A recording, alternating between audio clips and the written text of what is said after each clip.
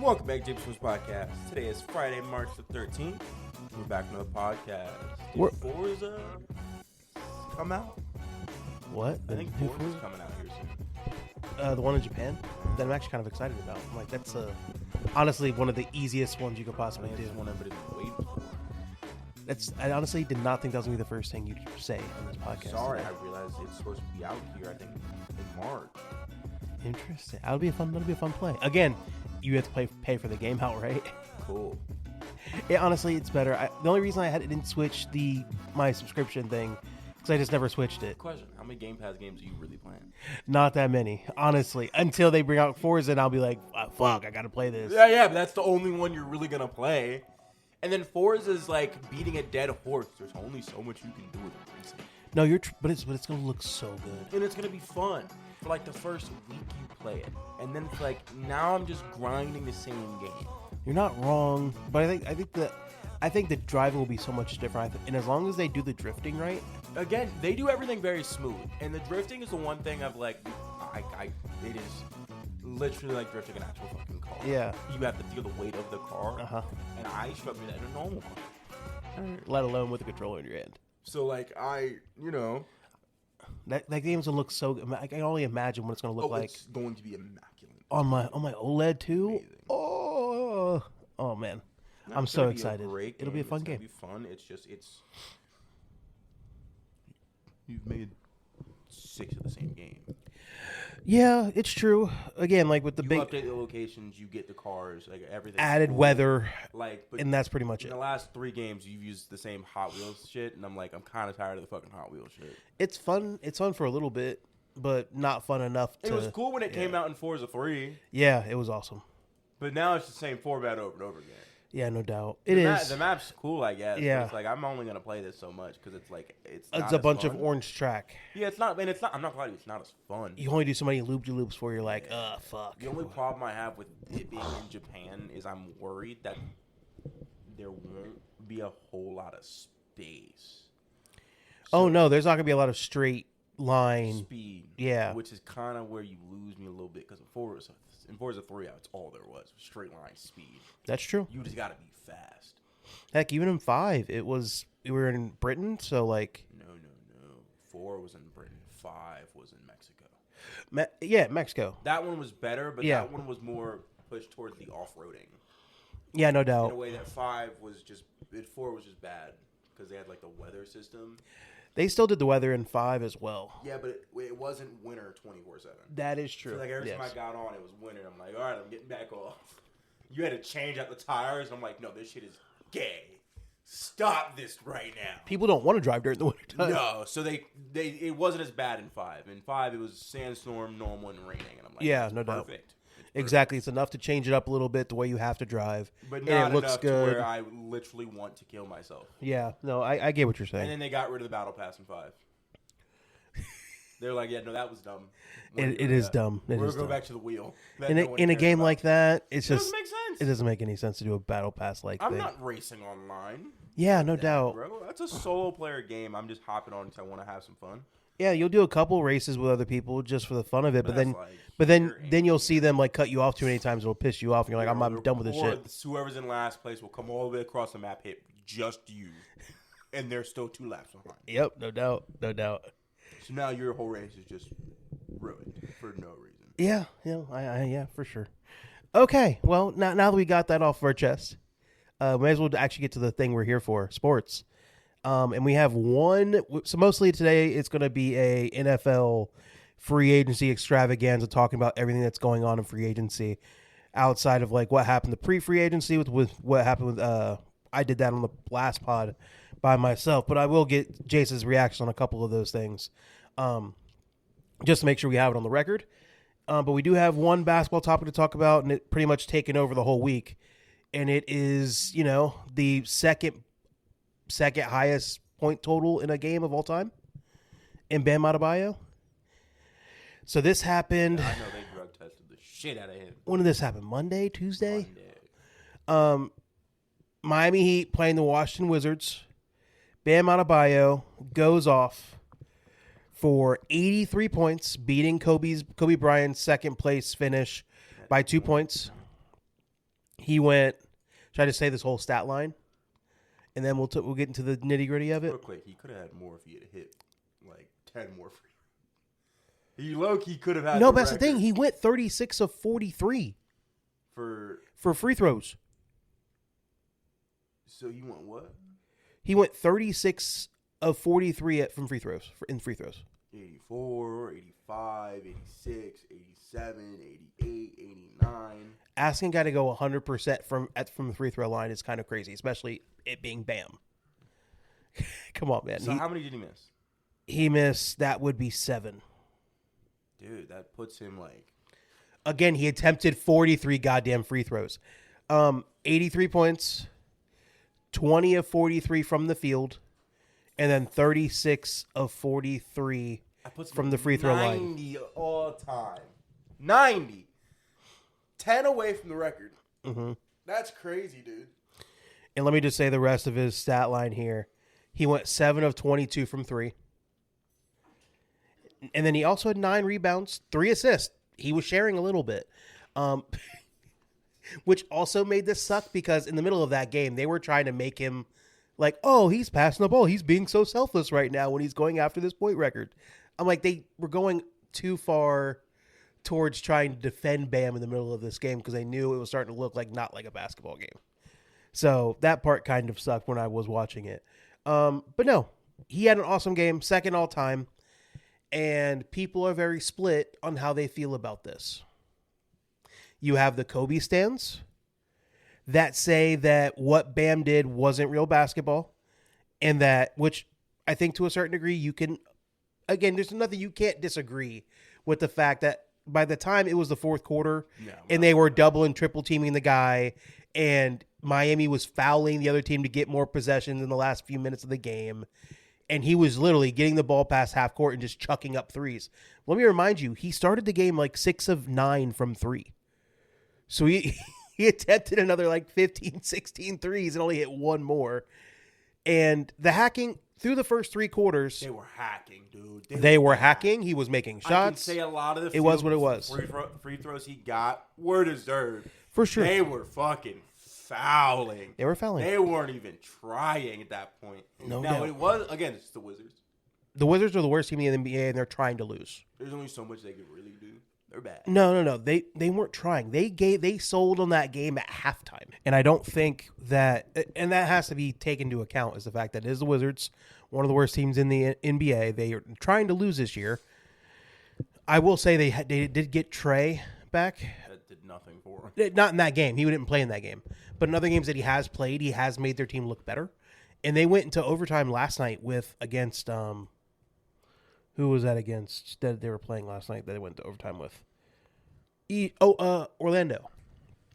A much better team than them. And they ended up hitting a 3 to take it to overtime, and then they still lost. But it's the game after they got shit on by Bam Adebayo is when they decided to actually play some good basketball.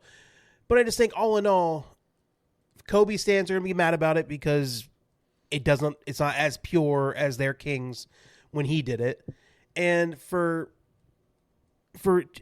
it wasn't good basketball at the end. It really wasn't. And it felt like by the time it was the last 5 minutes or so, it was very, very manufactured. It wasn't natural anymore.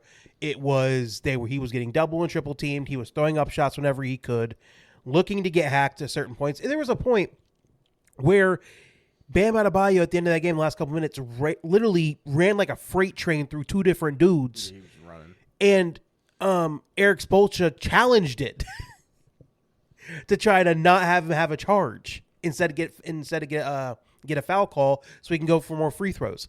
Like there was some real not to mention his team was like trying to pass the ball at all points. Again, I'm not mad at Bam. I'm not gonna be mad at Bam for doing that.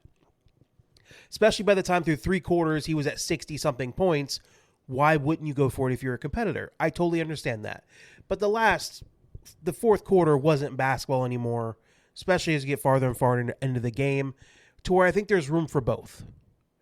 There's room for people that want to look at it and say, hey, in the line of dudes scoring that many points, what Bam did wasn't as impressive as when Kobe did it, or when some of the guys behind him that were in the 70s, I think Luka's done a 70-point game for the Suns. Devin Booker has a 70-point game. Mitchell has a 70-point game. So, like, when you start comparing them, maybe you can start ranking them that way. And I can understand somebody not being as enthused with Bam doing it and hitting 36 of 40 free throws. I totally understand. But I get. But having hate towards him as if he did something truly wrong by going for the record, I'm not going to do that. That's where it goes too far for me. Do you think somebody ever gets 100? I think nowadays it would take somebody getting incredibly hot from three, which is possible. Again, you have a Steph, you have like some dudes that are like crazy good from three. See, that's the one thing that kind of gets me. It's crazy Steph has never gotten up there on the board. What's the highest point total he's had? He's been 60s. But he's never been 70. But again, by that point, but that's the thing is that when he was doing that, they were blowing teams out and they were like, "Oh, we're just going to take him out." Like it's never one of those. Brain, I almost think it's because he's a guard. True, and he's not as dominant at the rim. Yeah, so it's like all he can do is shoot from three. Right, and there's a lot of variance when it comes to shooting from that far away. So it's part of me is like it's because he's a point guard. And not so much it's easier to like kind of like trap you and play three guys on you because you're not going to run past them and get to the rim. I mean, you can try. It didn't work for most people when they try to do it against Steph. Like, so if I had to. Just a question for you when it comes to, remember when Klay Thompson scored like the 60-something points with only like 4 dribbles? Yeah. I find Klay, what he did there was so much more impressive than what Bam did. I mean, yeah, no, I can see the that. efficiency. I'm not saying anything about it. What he did was not impressive. No, it was. It was impressive. Through the first 3 quarters. Through the first 3 quarters. But that fourth quarter was not basketball. It was. What are we doing, bro? Like, yeah, it just felt so manufactured. And again, I don't blame Bam, but I blame everything around Bam for making it look like a clown show. I agree, and that's the part. It made it look like a clown show to me, and that's what sucked about it. But I'm not gonna be super mad about it like some people are. Did you see the RDC skit about it? Mm-mm. Oh my god, so insane! Because he's like he's coming out, and it was one of the first part of the video that split up the Wizards after the game, and you have Wemby calling them saying, "Make sure you play that same defense against me, wee." And then you have LeBron making the call. I need to get that scoring record too. You better play that same defense against me too. So like it's like that was, and then it goes to the other side where Bam's coming out, giving everybody dap, and he's like, "Hey, it's Wilt, Bam, Kobe." And then he has to start running away, and guess who's chasing after him? Jason Tatum. They have Ben as Jason Tatum say, "You can't do this. Don't do this to Kobe, man. Don't do this to Kobe." Because he's such a big Kobe stan. Awesome skit that they did, but it's just I don't know, man. I can understand both sides of it. Everybody taking it like it's shade on Kobe, and I'm like, it's not, man. Somebody was gonna break that record at some point. How it was done, but that's the thing. Sucks. It's not even the record. It's the second. It was how it was done. Yeah, I think that's what everybody's mad about. If it was just straight up like, "Hey, bro, this dude's just hot," which Bam was. Bam was probably gonna crack 70 easy, right? At like the fourth quarter, I'm like, bro. Into the third quarter, he was still just kind of. He had like 60-something points through 3 quarters. So like that's where you're like, okay, fine, he's playing good basketball and all that. But through that whole fourth quarter, they were up 30. Man, they weren't trying. It's not a good basketball team. It's just like I get all sides of it if you have your issues, but being bad at Bam for going for it, I'm like, just come on. You like if you're a competitor, why wouldn't you? Have your name stamped in history, whether people will actually remember it. Because by the time 20, 30 years goes down the line, guess what most people remember? The points. And then you have to get into a deeper conversation there for somebody to be a hater about it to bring up the fact that he had 36 free throws made in that game, which is the most free throws made and attempted in a basketball game ever. So, like, I just think all of it is like you just, yeah, it is what it is. So I'm not mad about it, but I get anybody, if you have your complaints, you're probably valid. And that's just where I sit on it, man. I'm just like, and people do question whether the Wilt thing happened, though. Do you know he did that 1960 something, 62? And there's no video evidence, nothing of the sort. They just say that he hit it. So there's some people that truly believe that Wilt never even got the 100. I don't think there'd be a reason to lie about it, though. Nah, I believe he got 100. I believe it, too. When the next best dude was the only dude he couldn't beat, being Bill Russell. I mean, yeah, he probably got 100. Yeah, so I'm just like, it was just think about weird. it. He was what Wemby is to us now, to them. Oh yeah. So, like, yeah, that probably tracks. The next tallest dude was Bill Russell, and he only had to face him when he won the championship. Yeah, you're not wrong. So, yeah, he probably on some random fucking play it, like, new team. Like, I'm about to put up 100 on y'all. Sorry. Yeah, it's going to be ingrained in history. No, I believe it was done. Yeah, no, it's just, I don't know. It's just the animosity that it brought out of everybody. It was just like, it's kind of gross. I don't know. Again, and this is the last thing I want to talk about with this thing. Go ahead. The people that were fighting for Bam to try to make it better made me want to hate it more. It doesn't work. Am I crazy? Because it seems like it's super desperate, and I'm just sitting there like, don't act like the people that have a problem with it don't have a point. No, man. It's just the harder you fight on his behalf, it just makes it like, ugh, like you don't have to do that. Like, because again, no matter how much everybody complains, it doesn't change the fact that he scored 83 points in an NBA basketball game on video that everybody can watch. So there's no questioning it. Like it's there forever. So I just don't know. It's sports fans. It's what we do when things start happening like that. You start hating. You want to not just hating. You want to put it in context of history. And if you don't have it as high of a achievement as others, cool. I can't fault you for it. Look, can't fault you. It doesn't matter. None of them will ever have any more points than my player. I honestly didn't think that's where you were going with that. I really didn't. I'd be scoring 190.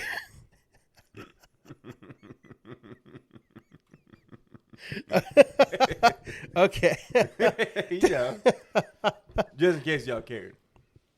Insane. Okay. On DPOY, Rookie of the Year and MVP. All right, that's about it. That's all we got when it comes to basketball conversation. Let's go ahead and get to the NFL. That's what we're all here for anyway. Let's get to it. What is there a certain deal that you'd like to talk about first? Yeah, I want to talk about Kenny Walker. All right, Kenny Walker. That one happened early on last week. I think that happened on Monday. I think it was like one of the first things that happened once the new league year started. Not the league year, but the tampering period happened. It was Kenny Walker. Let me look up the contract. I think it was like 2 years. Walker. A lot of money. Chiefs contract. It was a lot. It wasn't a lot. It was a lot for how old. 3-year contract, valued up to $45 million. So about $14 to $15 million of annual value with only $28 million guaranteed. That's a lot of money. He's only 25. That's a lot more than what Seattle's trying to get. Oh yeah, no doubt. Okay, so do you think it was a good signing, or did you think it was? For the Chiefs, I think it's a great signing. They haven't had really good run. They haven't got a good running game in years. Did Seattle pick up Pacheco?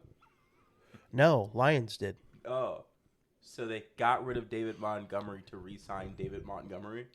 Yeah, It's the same fucking player, but cheaper. way cheaper, and not as good.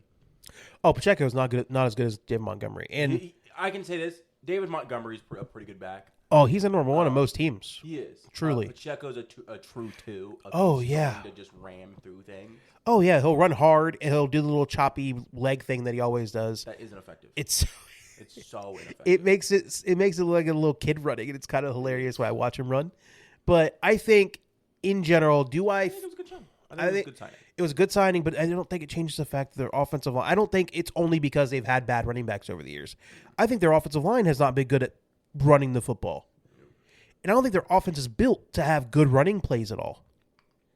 Like all of it, when it comes to Andy Reid and how good he is at throwing the foot, like as much as an offensive genius as he is, I think most of that goes towards throwing the football and then end around and stuff like that to wide receivers. I've never looked at him and said you're good at building a run game. No, and I don't. I think Kenny Walker was a good sign. I just don't think it's a good scheme fit. Again, maybe this is going to be like, hey, we're actually with Mahomes coming off with the knee injury. When he comes back, he's not going to be 100%.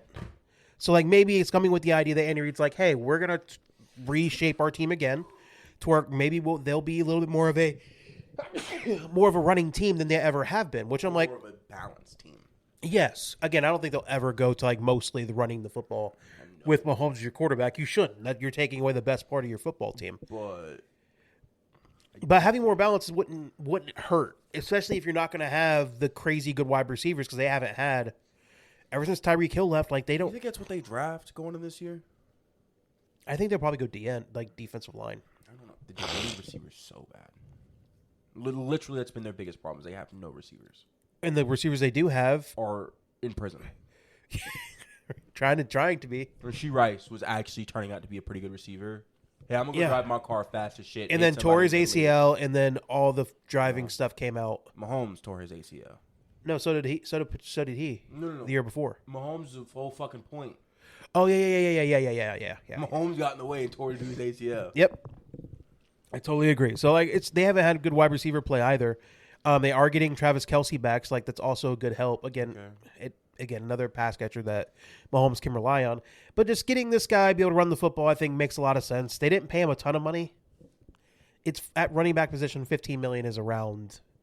That's the number because think about the highest running back totals. You're talking McCaffrey's getting paid around 20. Saquon, Jahmyr Gibbs, and Bijan Robinson. Oh, they're gonna get paid so much money, no questions asked. But here's the thing: with Jahmyr Gibbs and Bijan, they can be used in so many other ways that's gonna extend their career out. Bijan can literally go be a wide receiver and go run routes. Like that's I agree. He's versatile as hell. Like he's McCaffrey on steroids. And no, he's McCaffrey but black. I don't want to just say McCaffrey not being black because, let's be honest, he's everything but. Athleticism was built in. I'm not trying to disrespect McCaffrey. I feel like that's disrespecting him. Dude, his parents literally were just the perfect combination to make an athletic white guy.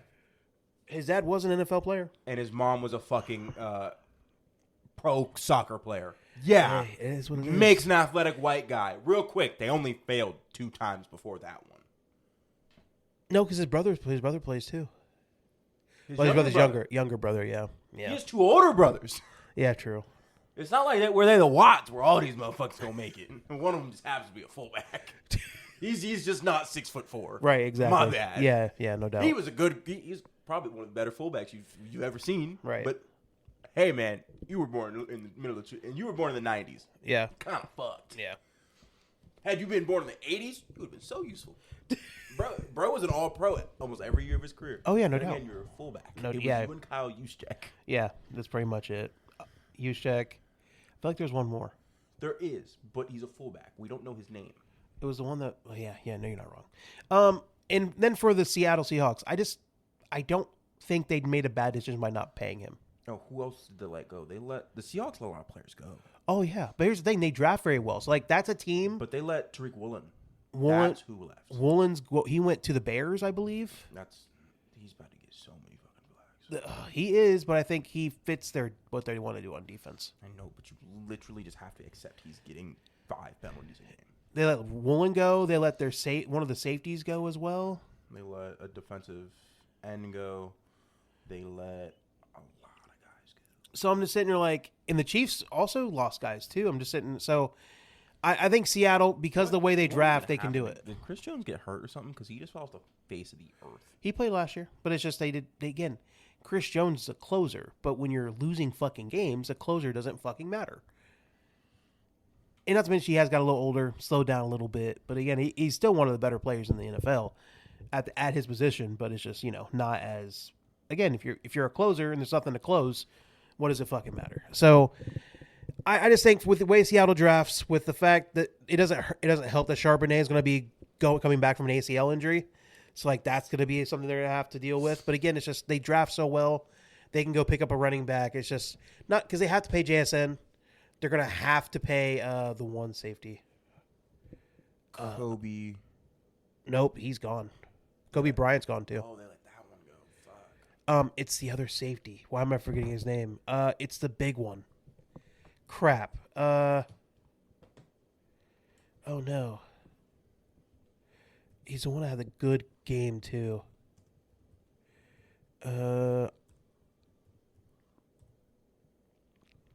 on. Nick Immanwori. You're gonna have to pay him a ton of money too. So like you have to pay him and you gotta pay JSN. So you have some big contracts you're gonna have to pay at some point. So I just you're gonna have to let some guys walk.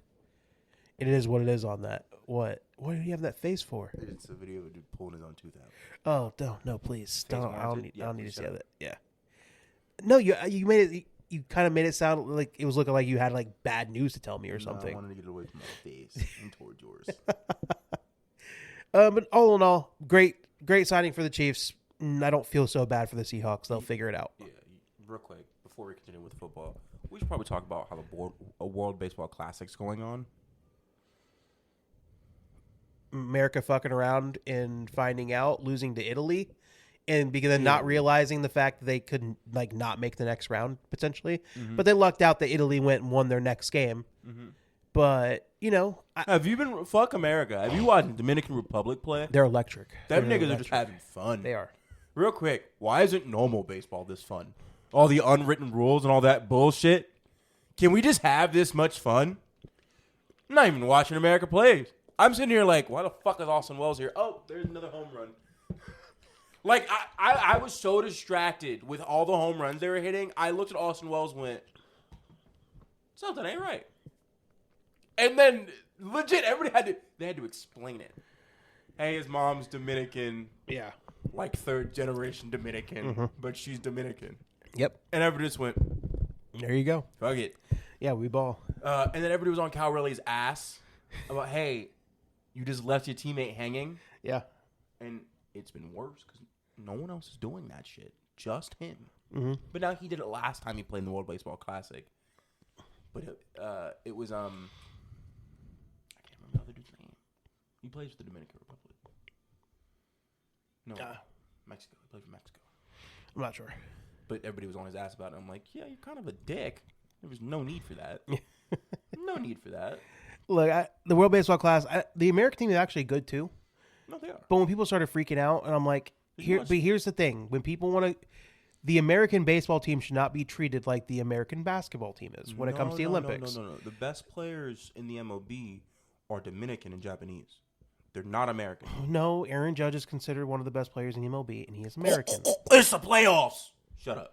I don't give a fuck what you're talking about. The last playoffs he was in, he was the best player by a landslide, and it was And because we the were rest still team sucked dog ass. shit. Shut Yeah, the this fuck up. team was ass. Not wasn't his fault. And to the best baseball players aren't Dominican and Japanese. Aaron Judge is number 2. He is the best hitting righty in all of baseball. Two is crazy. What do you mean? What do you mean 2 is crazy? Two is crazy. He just won another fucking AL MVP. What the fuck? What are we talking about? Two is crazy.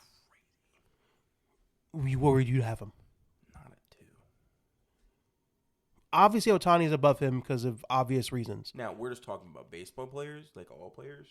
Yeah. Paul Skeens, I'd take him 100 over Aaron Judge.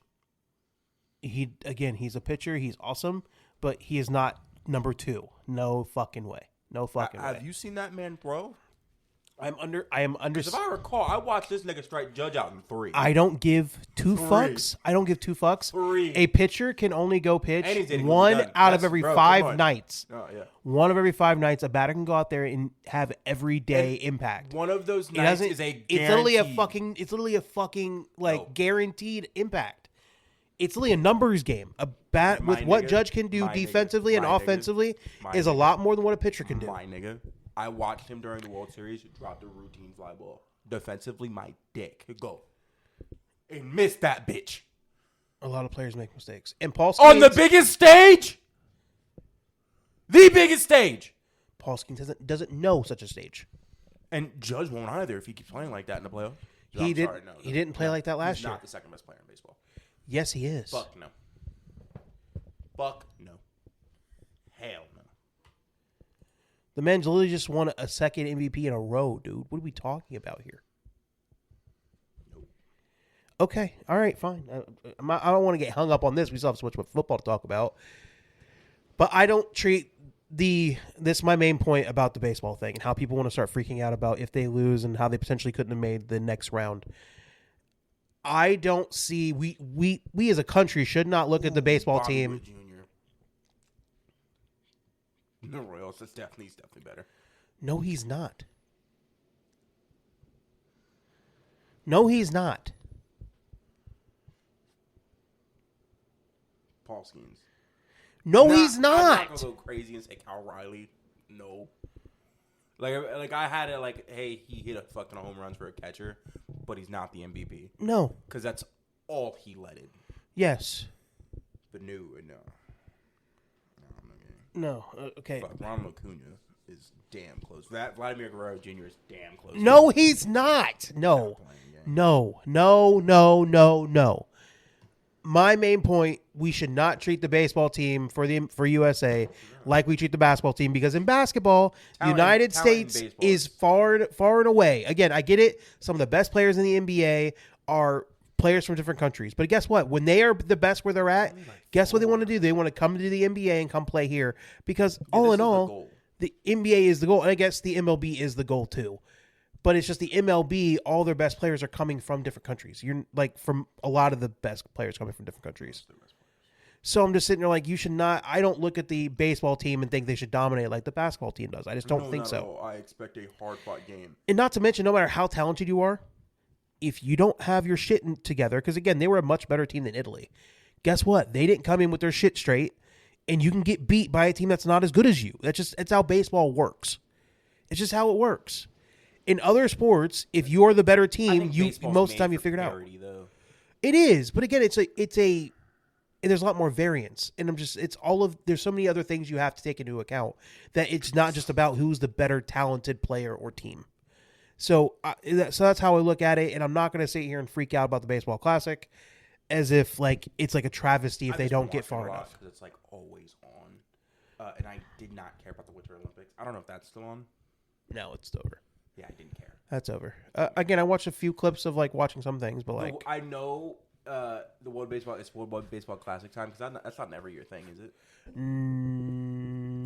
Yeah, it is. Is it? I thought it was every 2 years. No, it is every 2 years. It's every 2 years. Yes. 2 years, because they definitely didn't do it last year. Yeah, I know when that's on. It's good. I fucking love the World Baseball Classic. No, it's good, and you have a lot fun. That Dominican team is electric. They're having a lot of fun. And it's literally a cool thing to watch all these great players that probably aren't going to be able to do that in the MLB play all together all at once. Oh, did you see the? I just think that it's more fun to watch the World Baseball Classic. There's none of those fucking bullshit ass unwritten rules. Unwritten rules are gay. Like, I think they're dumb. I think the MLB has gotten better. I think it really has. You don't see as many fights over. Oh, you shouldn't have flipped your bat that way. When Fernando Tatis hit a home run and fucking celebrated it, he got chastised in his own fucking dugout for it. Yeah, but that's not happening as much anymore. Like, I feel like they've gotten better. At all. It shouldn't, but I'm saying there is some steps forward in that way. It's a kid's game. This shit's supposed to be fucking fun, and they make it very unfun. I get it, but I think it's gotten better over time. I really do. I do think so. I don't know. The last thing I want to mention before we get back to football. Why am I forgetting his name? Freaking for Dominican Republic. Juan Soto. They asked Juan Soto after one of the games. She talked to him and talked about how fun it is. And do you know what he mentioned as the most fun teams he's ever played for? He mentioned the 2018 team with the Nationals. 2018, 2019, 2017? Whatever team it was with the Nationals that he won the championship with. And he mentioned the 2024 New York Yankees as the two most fun teams he's ever played with. And then you added the Dominican team. And it just kind of put some... Irked me a little bit. I'm sitting there like, yeah. So, bro, you could have stayed if you didn't want that extra fucking $1 million, you bitch. Yeah. It was only a money play when he went to the Mets. That team would be so crazy. Fucking Jazz, Chisholm, Volpe, who is so inconsistent. I think Volpe's done. I really don't think he ends up playing. We can't lose another. We're losing another one. No, I don't think we're losing him. Torres got amazing on the Tigers. Yeah, but he's just not good enough to play a shortstop, man. He's just not consistent enough. Who's their second baseman? For the Yankees now? Chisholm. They moved him to second. I thought he was at third. They traded for the one white dude from the Diamondbacks and had him play third. Matt Chapman. I don't recall. I forget. I'm not going to lie to you. But they traded for somebody, and he ended up playing third, so they had moving Chisholm to second. But I don't think Volpe can play short. I really don't think so. I think he's probably done, especially when one of our best prospects we have is a shortstop, and he's awesome. And I think he's playing for the Dominican team right now, too. Or am I crazy? I'm not sure about that part. But yeah, so I just think all in all, having him talk about the fact that the Yankees are still one of the teams, because he could have been petty and be like, he'd not mentioned that team at all. But I think it just gives some credence to the idea that the decision he made to go to the Mets was all about money. But if he really wanted to like be with a good team and actually play good and fun baseball, he would have stayed with the Yankees. But I think I think him leaving the Yankees was a blessing in disguise. Because the way the Yankees were kind of building the team out, obviously they wanted to sign the stars, obviously. And I think they put a good offer out there for Juan Soto, and Juan Soto took a crazy offer that he should have never gotten if the Mets were not as stupid as they were. And I think it forced the Yankees to deal with some issues that they had building their roster-wise that they wouldn't have dealt with if they kept him on the roster. It forced them to be like, hey, we probably need to get more pitching. We probably need we need to get faster on the bases. I feel like be able to play fucking small ball. If I recall, the Dodgers during the World Series, their whole game plan was let's make the Yankees play baseball. Yeah. If we suck at small ball, we cannot just go we can't get 4 or 5 hits an inning and then score 1 or 2 runs. We are the big on, hey, in the first 3 innings, we're going to score 5 to 6 runs, and then we are going to do nothing after that. And the pitching was what did it, because the later the games went, that was when things kind of, because the pitching wasn't good enough. Our only pitcher was Cole, and bro would go perfect to fucking 7, 7.5, and get taken out, and immediately we start losing. Right. And it's just, it's not working no more. And I think they're getting better. They're adding more pitching. Like they've been forced to like deal with some of those issues, and I think they've become a better all around team ever since he left. Yankees game at some point. Yeah, no, for sure we do. Like we'd have to do New York. Yeah, Realistically, we could do it in like Cleveland, but or Cincinnati. And I don't want to go there either. I mean, if I'm going to Cincinnati, I'm going for a Bengals game. We always go to Pittsburgh, go to a Pirates game. I'd rather go to Detroit and go to a fucking Tigers game. Because, golly, I'm not going back to Pittsburgh. Just gotta watch them pitch. I'll go if Paul Skeens is pitching. Oh, of course. He'll be a Yankee at some point. It's fine. Because they won't want to pay him, and then the Yankees will come in and pay him all the money he wants. I think that they may burn the city of Pittsburgh down if they don't pay Paul Skeens. They might, but Pittsburgh hasn't changed their philosophy. They're just not going to pay anybody. The greatest player they've had since Andrew McCutcheon. Yeah, no doubt. By I cannot a landslide. name another Pirate. And the way like I can name a Red, but mostly because that player was so much better without the Reds. Yeah. Because if I think of the Reds, I think of Joey Votto. Mm-hmm. And I think of a bunch of great players the Red had, didn't want to pay him, right, and then traded them. Yep, exactamundo. So getting back to football, we talked about the Chiefs getting Kenny Walker. I do have to get because this kind of happened pre-free agency. DJ Moore getting traded to the Bills. Yeah. We never talked about this on pod. You just texted me about it. Your first reaction was the fact that you thought the Bills overpaid for Moore, draft pick wise, for a dude who's about to be past his prime. To get DJ Moore in a 5th is what they got him for. So here's my question for you. Do you think he is a wide receiver 1? No. You don't think so? He's 31. He is 28, dude. He's a lot younger than that. No, he's 28, my boy. So he's still young. He's still very athletic. And what I think the spot he was in with the Bears was they drafted a wide receiver very high, and they got another wide receiver last year, and I think they were both kind of passing him up in what they want in the offense.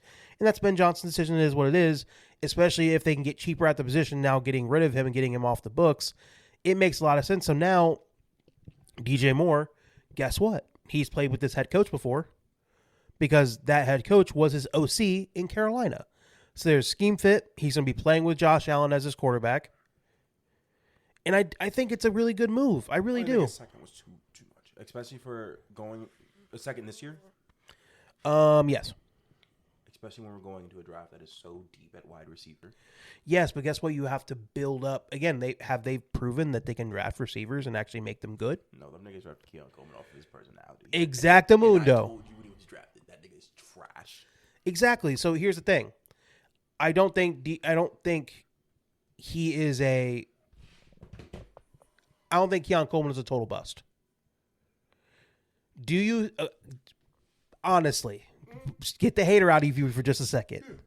If you have DJ Moore being your number 1, do you think Keon Coleman, with a little bit of given time and given a real chance to stay on the field. Dude, I watched him play. Can he be an effective number 2? I watched him play for 2 years at Michigan State. No, he played next to Jaden Reed, who was one of the better wide receivers in the Big Ten at the time. Yeah. And he never once got better. Not being a Buckeye, of course. Sorry, I mentioned it. Huh? Oh, sorry. What? I would say not the best wide receiver in the Big Ten, not a Buckeye. My bad. Sorry. He was one of the better receivers. I think he had more yards than some of your receivers. He ended his year with 12. So, just a thought. Fuck, nigga. Jaden Reed was one of the better receivers in the Big Ten at the time. Keon Coleman was not that good. So he moved to the ACC, which is, we can both agree, not as good as the Big Ten. Oh, no, not by any fucking means. Yeah, no doubt. And is okay. He has like 800 yards. Yeah. He was close to like 900 maybe. But he had a fuck ton of touchdowns. And being 6'4", makes sense. that tracks. But you could not do this in a better division. True. They drafted him in the second round because I don't hate the dude himself. Right. But I know he's not that talented. Which Okay. is why you were out of Michigan State. Yeah. Things correlate. Michigan State is not the best school in the world. True. We are good for 3 stars and maybe the occasional 4-star. Yeah. Jaden Reed was a 4-star recruit. Only went there because he's friend Peyton Thorne. That's crazy, bro. We weren't even recruiting Peyton Thorne, but we did because he was with Jaden Reed. That's crazy. Right. Keon Coleman was a 3-star who wasn't that good at Michigan State. Yeah, something's fucking wrong here. And then he goes to the ACC, plays worse competition on average per year. And has worse DBs, worse defenses, and is great and gets drafted in the second round. He was never that good. Okay, but can he be an effective 2? Effective. No, what? No. Okay. To me, an effective 2, he's not that talented. He was never that talented. And it showed in the NFL. He's really not that talented. I'm just coming off the idea that now that you have DJ Moore being your number 1, being the talented receiver that he is, it takes more pressure off of. You have to have some type of talent. You have to be of a caliber of player that he is not. Okay. He's not. Just not straight hating. I watched him play for 2 fucking years. Mm-hmm. He don't have feet for hands. He ain't really slow. He can kind of he has some move to him. Mm-hmm. He's just not that talented. Jaden Reed is leagues more talented than he is in a way that Jaden Reed's probably one of the top number 2s. And then a really low grade number 1. Right? In a pinch. If you need somebody for a year to be a number 1, he can do that. In a pinch, yeah. Okay, I get behind that. I'm not, again, he's a high tier number 2 because he's small, real quick, can run good routes. Yeah, no doubt. Great for a nice slot number 2. Mm-hmm. And then if you need a number 1, he can do that for a certain amount of time. Don't worry, he's playing with the Packers. They don't know how to get a number 1 receiver. They don't know how to fucking receivers. They just keep drafting them. One from work. And they're all number 2s. They're all number 2s. Yeah. How the fuck do you... Christian Watson is like 50-50 maybe. Some games he's a number 1. If he's healthy. If he's healthy, yeah. Again, I just don't think he's talented enough. Okay. And I'm not saying he has good size. He has decent speed. He can run okay routes. His hands are pretty good. He's just not that talented. Hey, okay. Well, I'll just try to have a little hope because again, I just like. I just don't believe he's that talented. Knee pain. Okay, so the DJ Moore thing, and I guess this is the time, right? Nah, man. Max Crosby. Yeah, bam. Nope, I think this is Max Crosby time. This is because this is one of the bigger things before we get into everything else. The new week before, this was on the Friday before, because I think this was not the last Friday, literally. News came out, Max Crosby was getting traded to the Ravens in exchange for this year's second-round pick from the Ravens, which was pick 14, and the next year's first-round pick. And getting him, everybody was going crazy about how the Ravens are now making themselves good. I was very worried. I sent you the pic of Joe Burrow on the white couch with all the great defensive ends that are going to be coming after him. I mean, there's Myles Garrett and Max Crosby. I don't know who else was up there. TJ Watt, don't fuck around. Great. How many sacks did he have last year? He don't fuck around. How many sacks? He had sacks. He had like 12 sacks. It's not really what I would call great. He's an all-time great pass rusher. Don't do this, Brett. Don't, please, bro. Please. I don't want to fight. I don't want to fight today. He was above average last year. I just still had you on that casting couch. Great okay, so Max Crosby, big news. That's not casting couch. I've seen the normal photo. I'm like, I don't know where the fuck that's from. So how I look at it is that and for 3 days, everybody was talking about how good the Ravens are going to be. They finally have a closer on defense to add, and now they have a defensive head coach on top of the fact with Lamar and all of that. So all in all, people were freaking out. And then on Tuesday night, no, it was the same night as the BAM night. So that was on Monday. Same night, the Raiders tweet out that the Ravens had backed out on the trade and that the trade wasn't happening. And then it sent everybody into a frenzy. Was it about Max Crosby's medical? Is this the Ravens getting cold feet? People are freaking out. And then the pièce de résistance, what the icing on top of this shit cake is on the day after news comes out that the Ravens had signed Trey Hendrickson to I think it was a 4-year deal. Trey Hendrickson contract. He got a 4-year, $112 million deal with the Baltimore Ravens, which can reach 120 with incentives, including $60 million in guarantees. So this was a little icing on top, right? And this is why. Was because everybody knew about Max Crosby's injury, the meniscus injury that he had surgery on, okay? So what the Ravens have said is that it was a medical reason, is that they had their doctors look at him and they saw something they didn't like, and that because of that, they didn't feel good about giving the Raiders the 2 first-round picks for him. So that's why they decided to back out on the deal, which is something that could happen because even if you agree to the deal before the league year started, the league year didn't start until Wednesday of this past week. So that's a lot of time until you can, because both, do you know how it works when you do trades? Is that when the two teams decide they want to do a trade, they both have to send the same exact paperwork to the NFL with the same exact terms, and that's when the NFL ratifies a trade and makes it real. So that process could not happen until Wednesday. So even with them agreeing to that trade on Friday, that's a lot of time for the Ravens to get Max Crosby in, say they don't like it, and then I think they had cold fucking feet. Maybe the meniscus was worse than they thought. I think it was expensive.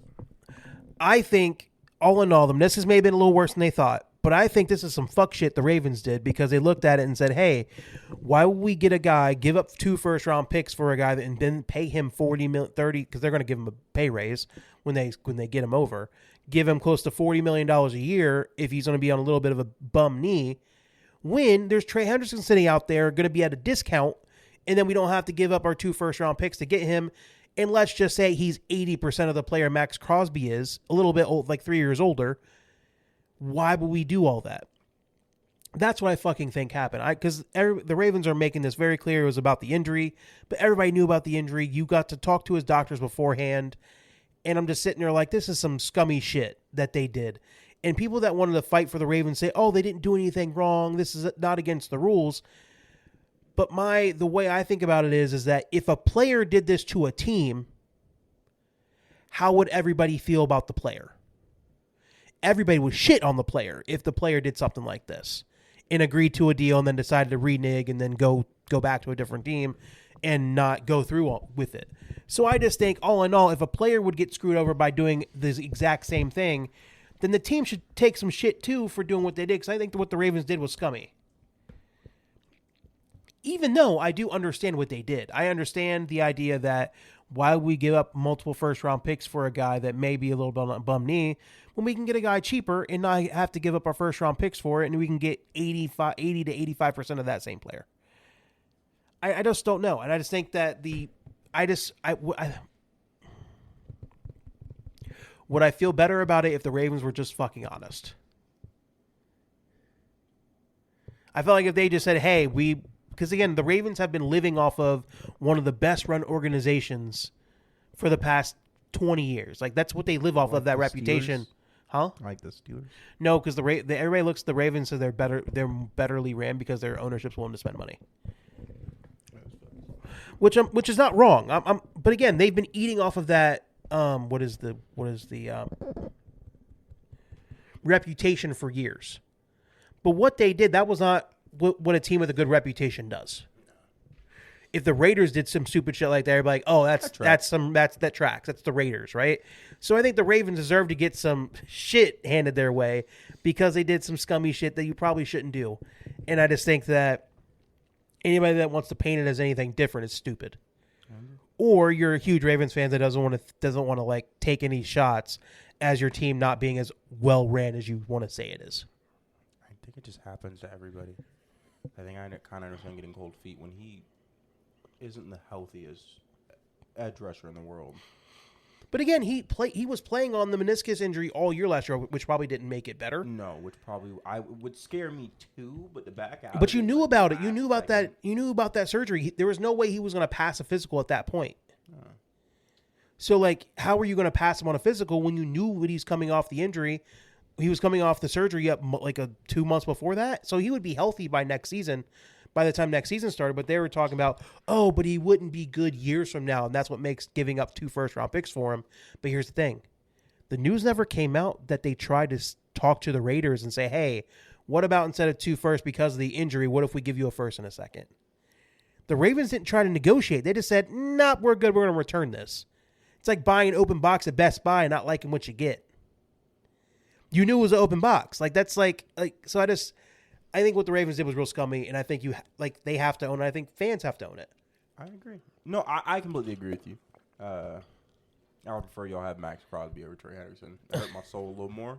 Now let's get to the Trey Henderson part of it. Again, did it hurt seeing him in photos in a Ravens uniform? The amount of money they gave him, I sat back and I was like, we could have given him that. He was looking the Bengals offered him 33,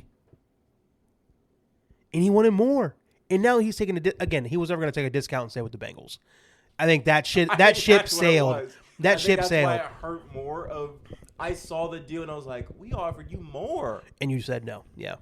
And my brain goes, you really should fuck with the Bengals. Again, they made him wait for so many years, dude. They fucked around. No, and I'm not disagreeing with that, but it still hurts. I'm like, bro, we could have kept you. You could have gotten paid more, and we could have stayed together forever. God damn, the Bengals are now making I guess okay signings.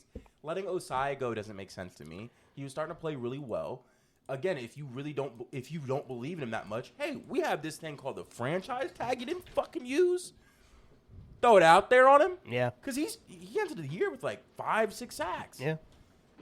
He improved mightily. I get it. And it was just I don't know, man.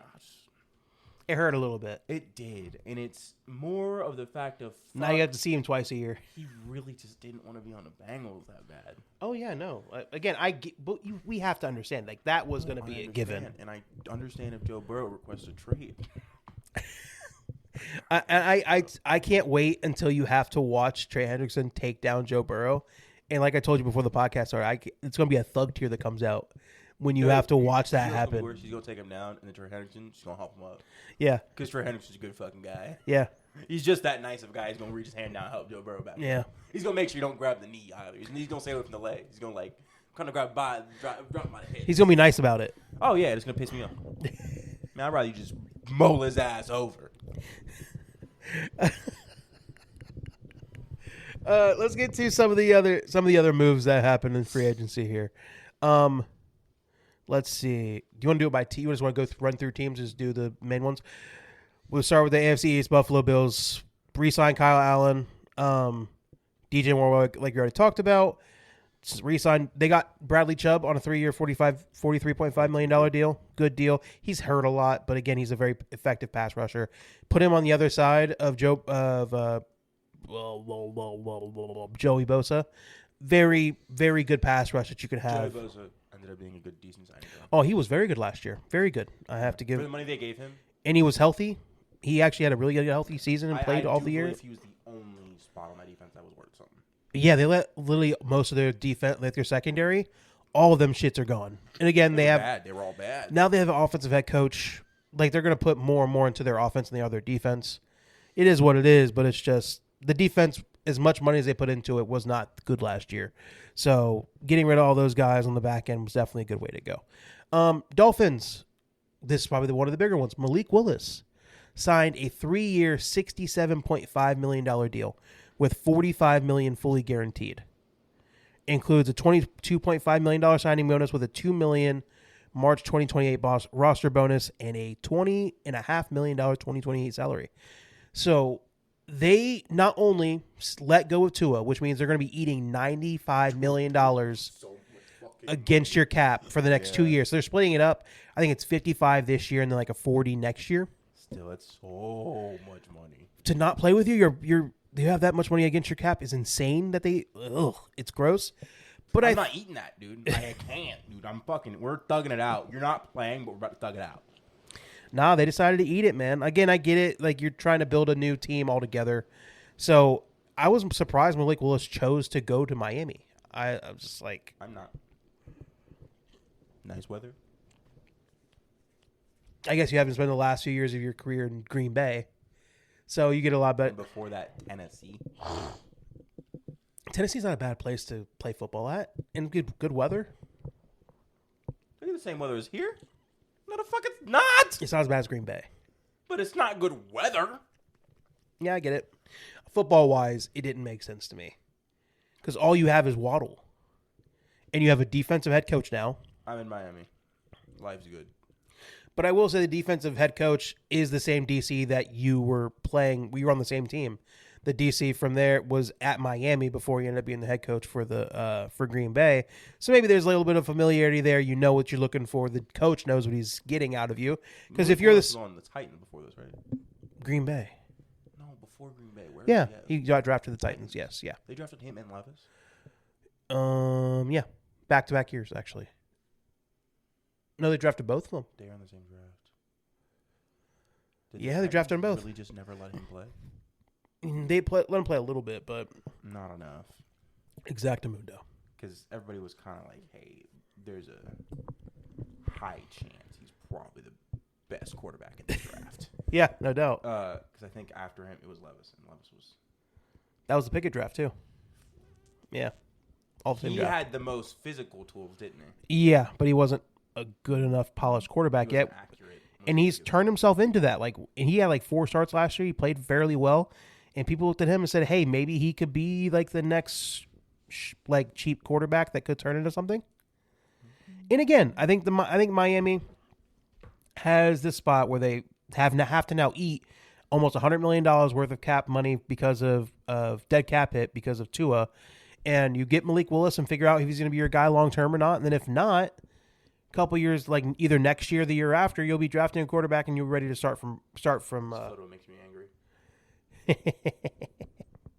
You'll have to start fresh. Imagine being 6'4" and somebody making you look small. Yeah, kind of funny how that goes, huh? So I just think it's a good signing. I think good signing for Malik Willis. He'll find out whether he can be the guy or not in a starting spot. I think for Miami, they really didn't have any other options anyway. Getting Malik Willis is at least an interesting option. And when you have to go face the teams you have to face in the AFC East, having a quarterback that can make some plays outside of the structure of the offense will be a very good spot. And not to mention, Malik Willis has a cannon of an arm. So he will not have problem with the elements like Tua did if it's too windy out or if it's too cold and not being able to throw the football the way you need to. Malik Willis is not going to have that issue. Especially because he played at Liberty. Yeah, Liberty, and then he played at Green Bay and was able to do what he needed to do there. So, like, all in all, I think he is I think they'll have a chance to make it work there. Dolphins outside of that, they signed Tutu Atwell, Greg Dulcich. Not anything else. Knew they traded Minka. Yeah, to the Saints. Nope, worse, much worse. Raiders. The fucking Jets. And during his introductory press conference, somebody got a still picture of him. The man did not look happy. I feel so bad for him. I feel so fucking bad. I feel so bad. He doesn't deserve this. He's too good of a person to be going through the problems he's going through right now. I feel bad. It just sucks that he has to be sent to an even worse situation than Miami. It's gross, man. It's so gross. It's worse than the fact that it gets worse than Miami. Yeah, no doubt. Shit, it don't get worse than the Jets, though. No, because there's like the Jets don't even have a way out. Like they're stuck. It's a hole. No, they traded for Geno. I feel bad for Geno. I don't. Again, he did not play well last year at all. He was ass. But like, I don't think like your worst enemy shouldn't have to go back to the Jets, man. That's just it's gross. No. That I feel bad about. I'm sorry you're back here. They fucked your career for probably about 8 years. Yeah, no doubt. And then everybody wrote you off as a bust when you probably weren't ever really that bad. Right. You were the number one overall quarterback for a reason. Yeah. You were just on the Jets. On the Same Jets. thing happened to Sam Darnold. You were never that bad. You were just on the fucking Jets. I think the Jets have proven they've ruined a bunch of players' careers that actually could play. Yeah. Good for those players to leave their team and go actually Go do something. play. Yeah, no doubt. No doubt. Patriots signed Elijah Vera Tucker, offensive lineman. Makes a lot of sense. Helps out their biggest weakness as a team. They signed Romeo Doubs to a 4-year, $70 million contract, especially when they let Stephon Diggs go. Getting Romeo Doubs to be your number one receiver, huge help, especially since you know what you have in Drake May. Know he's a great quarterback. He needs a receiver to be able to rely on. Great pickup. And they also signed defensive lineman Draymond Jones, Buckeye, to a 3-year, $39.5 million deal. Get a pass rusher to help out your team. Definitely a huge deal. They still have a need at defensive line. They do need to get more pass rushers, but I think it's definitely a good deal. And they also signed Kevin Byard to help out the back end of their defense. Jets, Geno Smith, like we already said, sucks that he has to go back. They got a 7th-round pick in Geno Smith in exchange for a 6th-round pick. Ugh, gross. I feel so bad. I don't feel bad. The Brees Hall, already talked about this the last spot, but they gave him the franchise tag. I don't think anybody's actually going to try to sign him. So I think Brees Hall's going to be stuck with the New York Jets as well. Feel bad for him, but it is what it is. He's a running back, so they're going to tag you multiple times. Huh? Him, I do feel bad for him. He's actually a very good running back. He's awesome. And he's stuck with the Jets. He's awesome. Do you know, like, the Chiefs, do you know what they'd give up for Brees Hall? Like, Brees Hall, as much as Kenneth Walker is a good running back, Brees Hall is a different, like, Brees Hall is closer to, he's closer to the top-end running backs than what anything Kenneth Walker can do right now. Come on, I know you love Kenneth Walker. Would be entering. But Brees Hall is, like, he looks like Saquon when he's out there. Ooh. I don't know about that statement. That's a crazy With how he plays, catching the football out of the backfield, being able to run the football as effectively as he can do everything. All right, bro. Anybody else that the Jets made a lot of moves, but it's just, is their team going to be It's funny. good? They did this last year where they made the most moves just to still be hot dog shit. Jelani Woods, Dylan Parham, offensive guard, Max Mitchell, Joseph Osai. We talked about him earlier. Tavondre Sweat got him in a trade with the Tennessee Titans. Definitely going to help out their defensive line. DeMario Davis, good linebacker to sign. And then Minka, like I already said. Going to the AFC North. Ravens, Tyler Huntley, quarterback, re-signed him. Good for him. Trey Henderson, like we said. Awuzie, you know that guy. He's signed with the Ravens as well. He's from the Cowboys. No. Yes. Am I crazy? Yes. Stats. He hasn't been with the Bengals for a year. Oh, maybe. Remember, he just turned out to be pretty good. Tore his ACL. Oh, he was with he was Baltimore last year. Baltimore last year. The year before was Tennessee, and then it was the Bengals. He started his career with the Cowboys. Went to you guys, then switched to the Tennessee and now Baltimore, and now he's with. No, you see, they re-signed him. Bengals signed Orlando Brown Jr. to a 2-year contract extension. That's fine, I guess. Signed guard Dalton Reisner to a 1-year deal. Not bad. Signed edge Boye Mafe to a 3-year, $60 million deal. Not bad. He was from the Seahawks. Yes. Yes. That's actually not bad. Signed defensive lineman Jonathan Allen to a 2-year, $26 million deal. He's going to eat up space and stop the run game, which is going to be good. Signed cornerback Jalen Davis, re-signed him on a 1-year deal. I don't even really know who that guy is. And then you signed safety Brian Cook on a 3-year, $40.25 million. Say that again. Jalen Davis? Yeah. You know, like teams release the thing of, oh, we signed this player. Uh-huh. First comment is, who is this nigga? Who the fuck is that? Can you click on Jalen Davis and tell me who the fuck he is? Apparently he was on your team last year. They re-signed him, so he was already there. Could have fooled me. He's 30. No.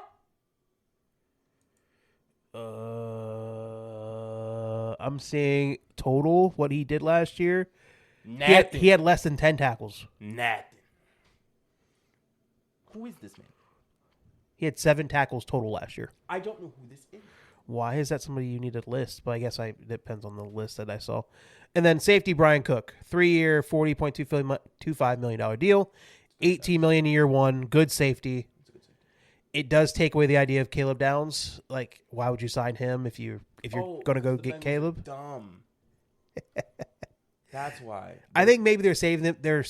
I think if Caleb does drop to them, I think they'll take him anyway. I think they're preparing in case he don't drop. No doubt. There's a high chance he does not. Yeah, high chance he doesn't. But it is what it is. So how do you feel so far about?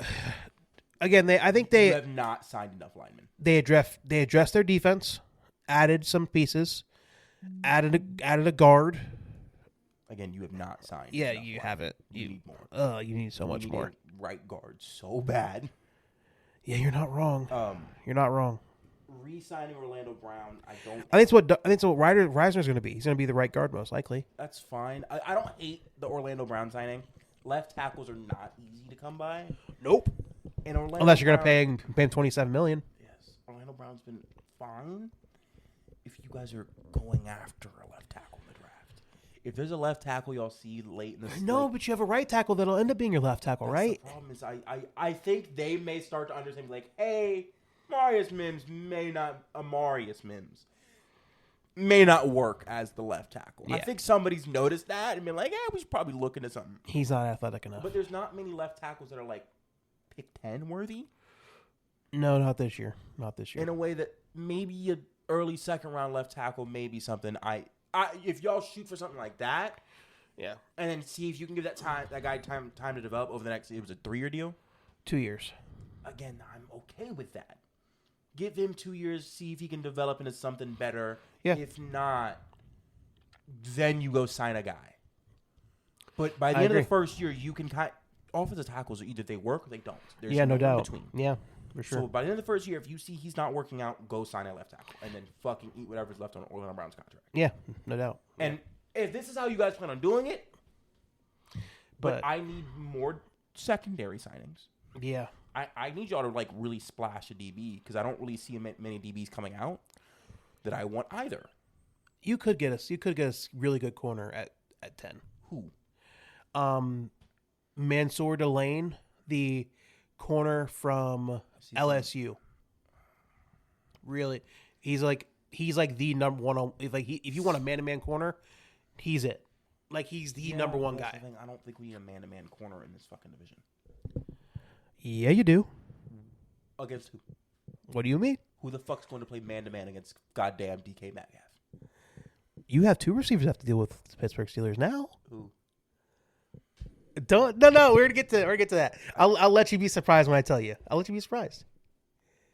No, traded for somebody. Yeah, we did. I remember. We'll get to the Browns first, then we'll talk about the Steelers. We're going to get to the Steelers now. I'm excited to talk about the Steelers. Why not? We traded for Michael Pittman Jr. We traded a 2020. We picked up another big ass receiver. But as a number 2, he's fucking awesome. Yeah, but you don't have I don't think DK's a bona fide number 1. He's a lower tier number 1 now. But again, if you could let DK Metcalf either run the short route. Bro, y'all about to just fucking throw up jump balls. Rodgers, all you gotta do is throw that bitch deep. Oh, this does tell me that Rodgers. Yeah, no doubt. It's going to be Rodgers because I don't think they put this much into the offense. There's going to be Will Howard going to be your quarterback. I think he's the backup plan, though. If Rodgers says no, if Rodgers doesn't come back, I think they'll go with Will Howard and see if they can figure something out with him, especially with now having an offensive head coach. You can try to figure it out that way.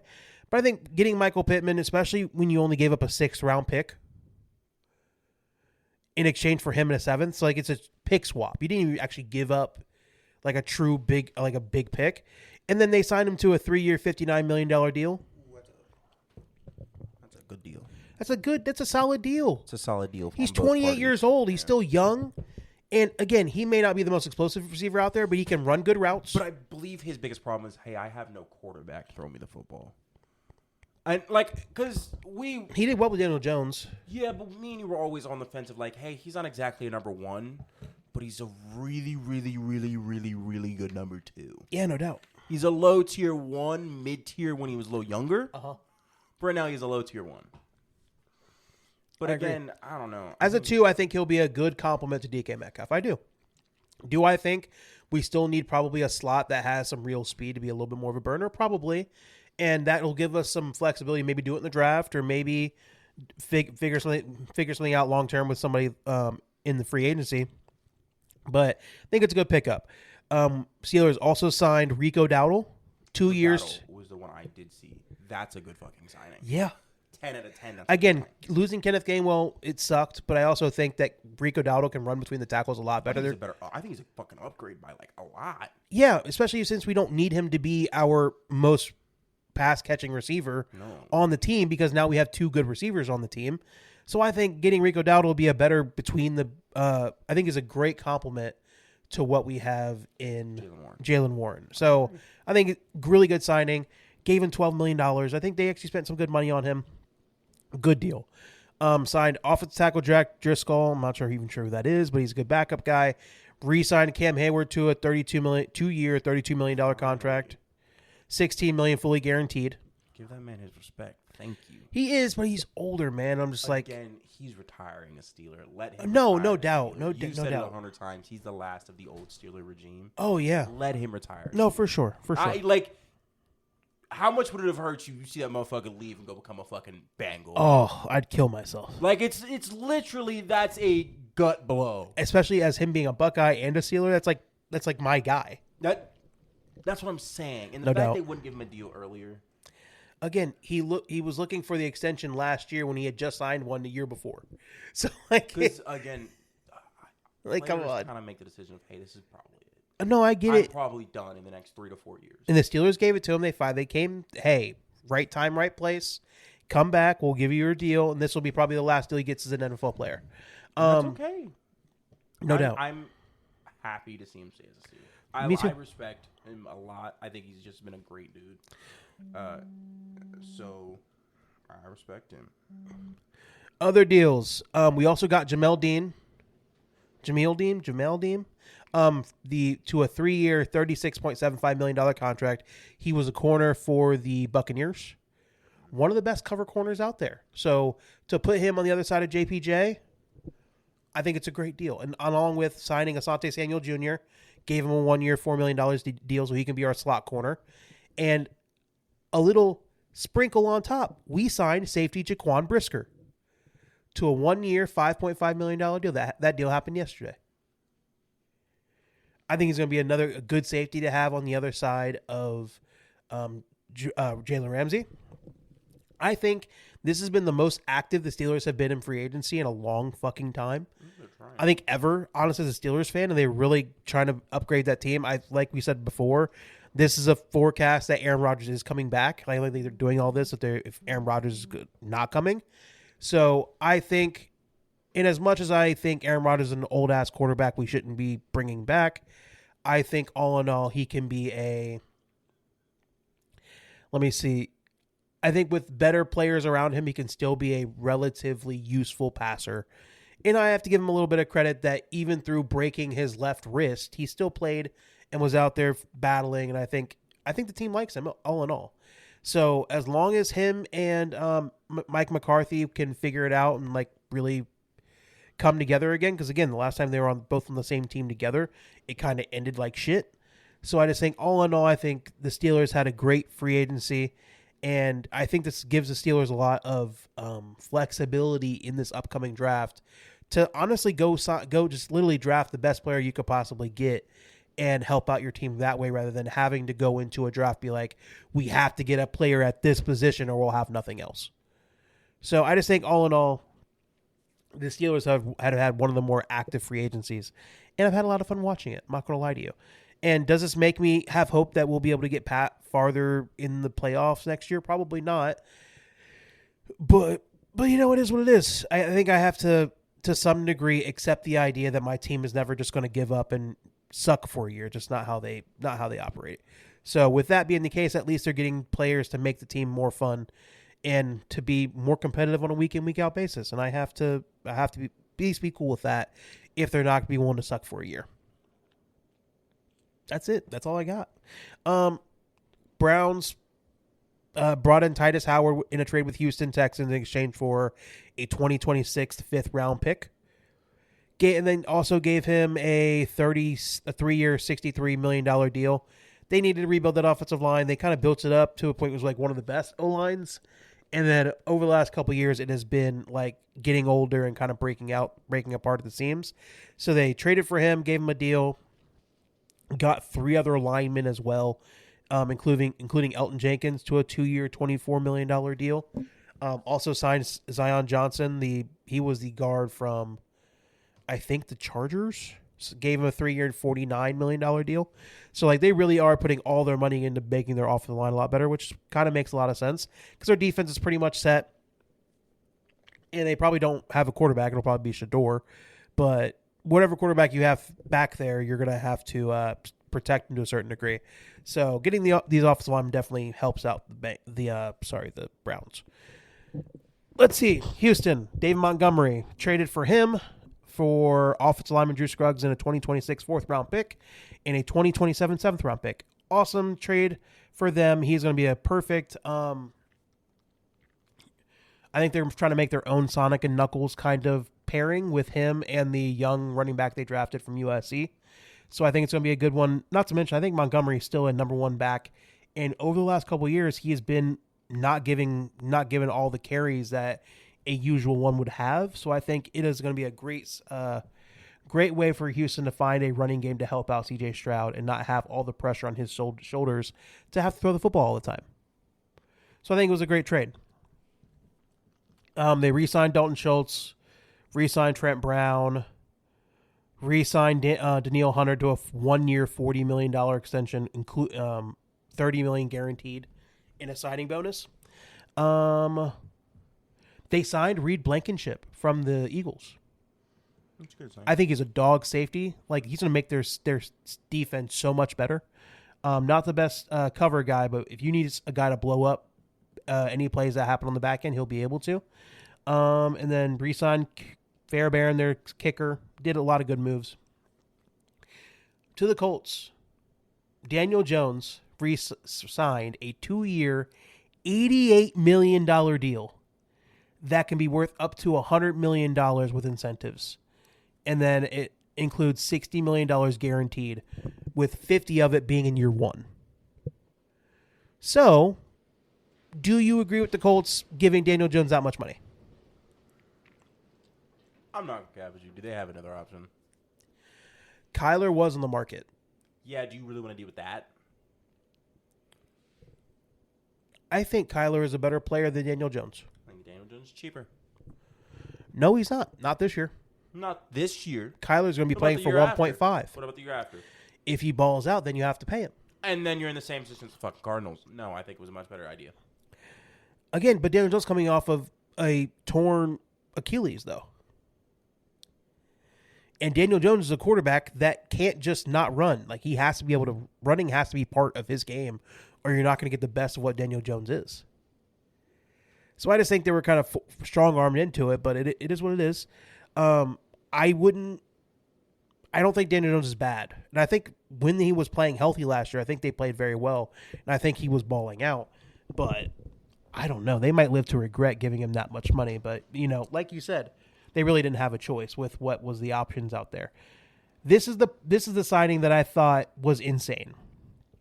They re-signed Alec Pierce, their wide receiver, to a 4-year, $114 million deal. Yeah, this one's kind of cool for a dude that really ain't that. $84 million in guarantees, with $60 million fully guaranteed at signing.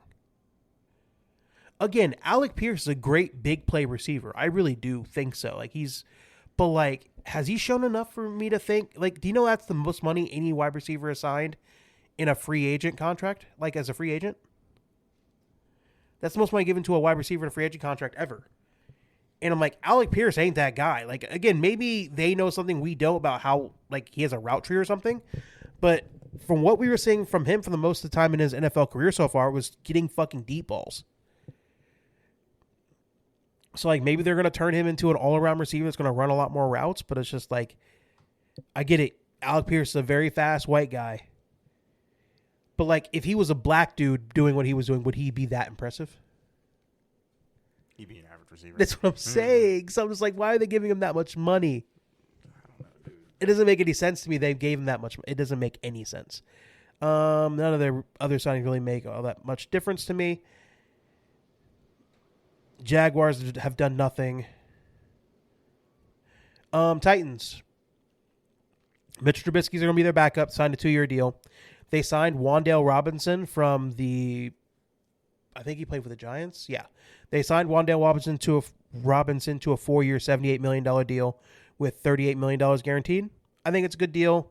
Give them an actual receiver to kind of help out Cam Ward. Because Wan'Dale can play in the NFL. He's done very good in the NFL so far. Signed, let's see, couple tight ends, a guard, a center. They signed Jermaine Johnson. They got him in a trade with the Jets for Trevonjay Sweat. I believe the Jets are going to win that trade. You think so? Sweat's younger and his contract's cheaper. That's true, but I think that with the Tennessee, the way they changed their defense, they need an edge. Robert Saleh wanted him. They wanted Johnson because Robert Saleh made him the player he was.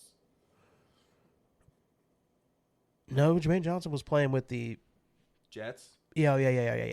Yeah, sorry, my bad. My apologies, sir. My apologies. My apologies. Goddamn. I think he likes having a more quick, agile defensive end, and I think he fits that. Obviously, having him before fits that his defense perfectly. So, no, I agree. I think you're right. Sweat might be a better player and a little bit cheaper, but it is what it is. Sometimes fits is what matters the most, right? And then they also signed cornerback Alontae Taylor from the Saints. Really good corner. 3-year, $60 million deal, $42 million guaranteed. I think it's a very good signing as well.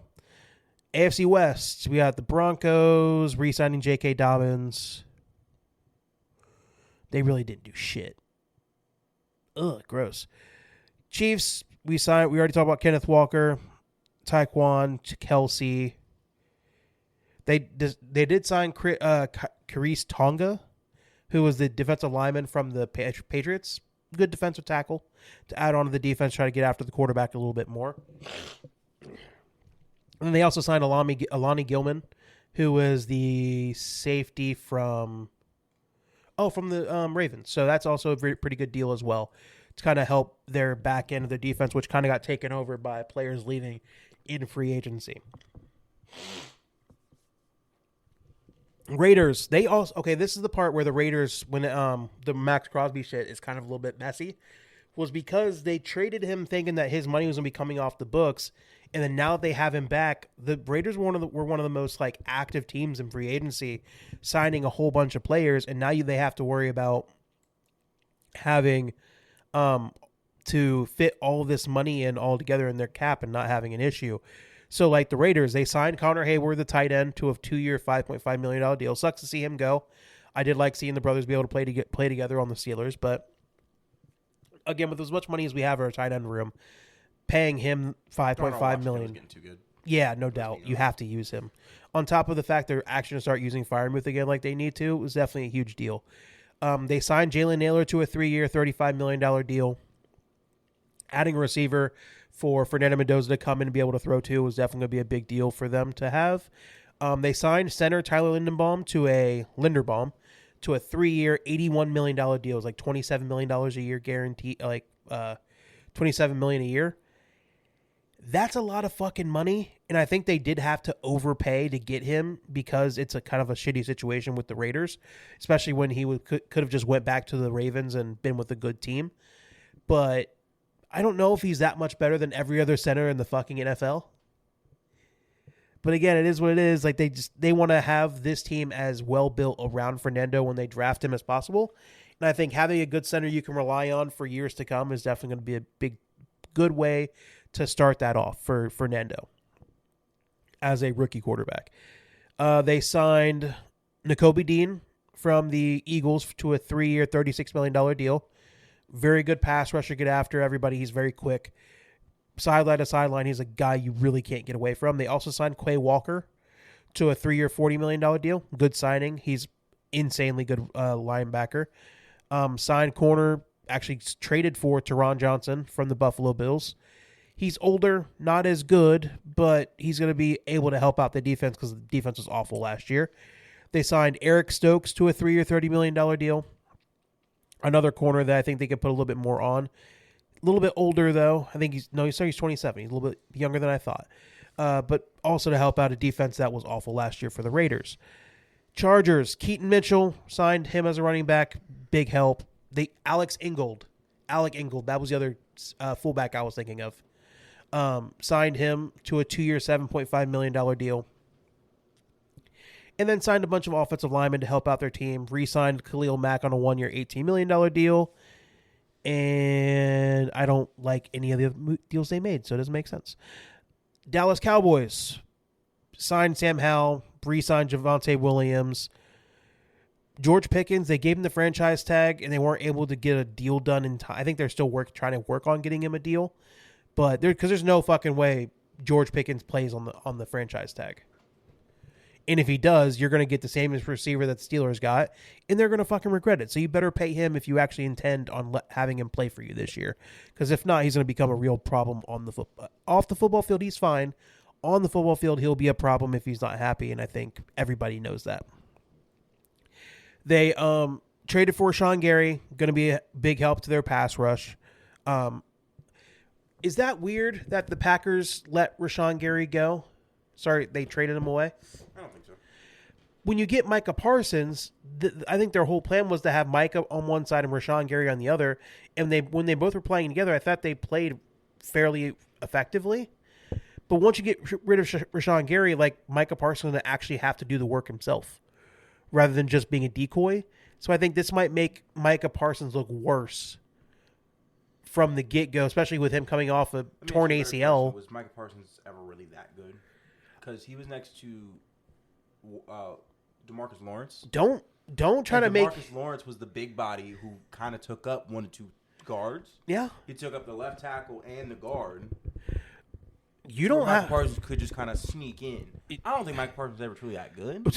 You don't have to tell me. I've always been in that realm where I never thought Micah Parsons was as good as what everybody else was gawking over him for being.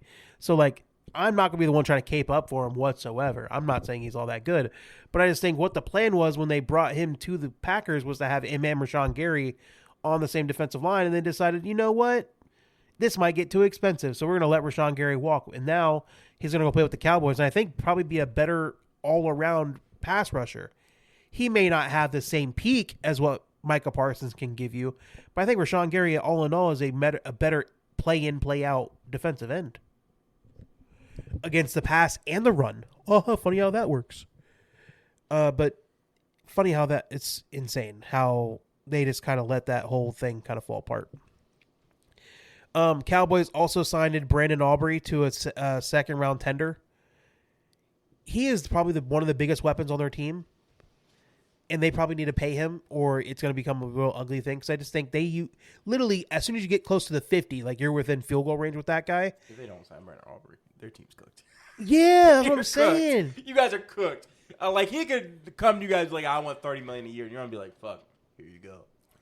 Because he is, real quick, he is that good of a fucking kicker. No, he's really good. He's really good. And again, you cut your field in half when you have him, and when you have a guy like shit, you can get a little over half. Yeah, with Brandon Aubrey kicking the ball. And again, with Dak Prescott playing as I was about to say Derek Carr, with Dak Prescott playing as well as he did, the same thing.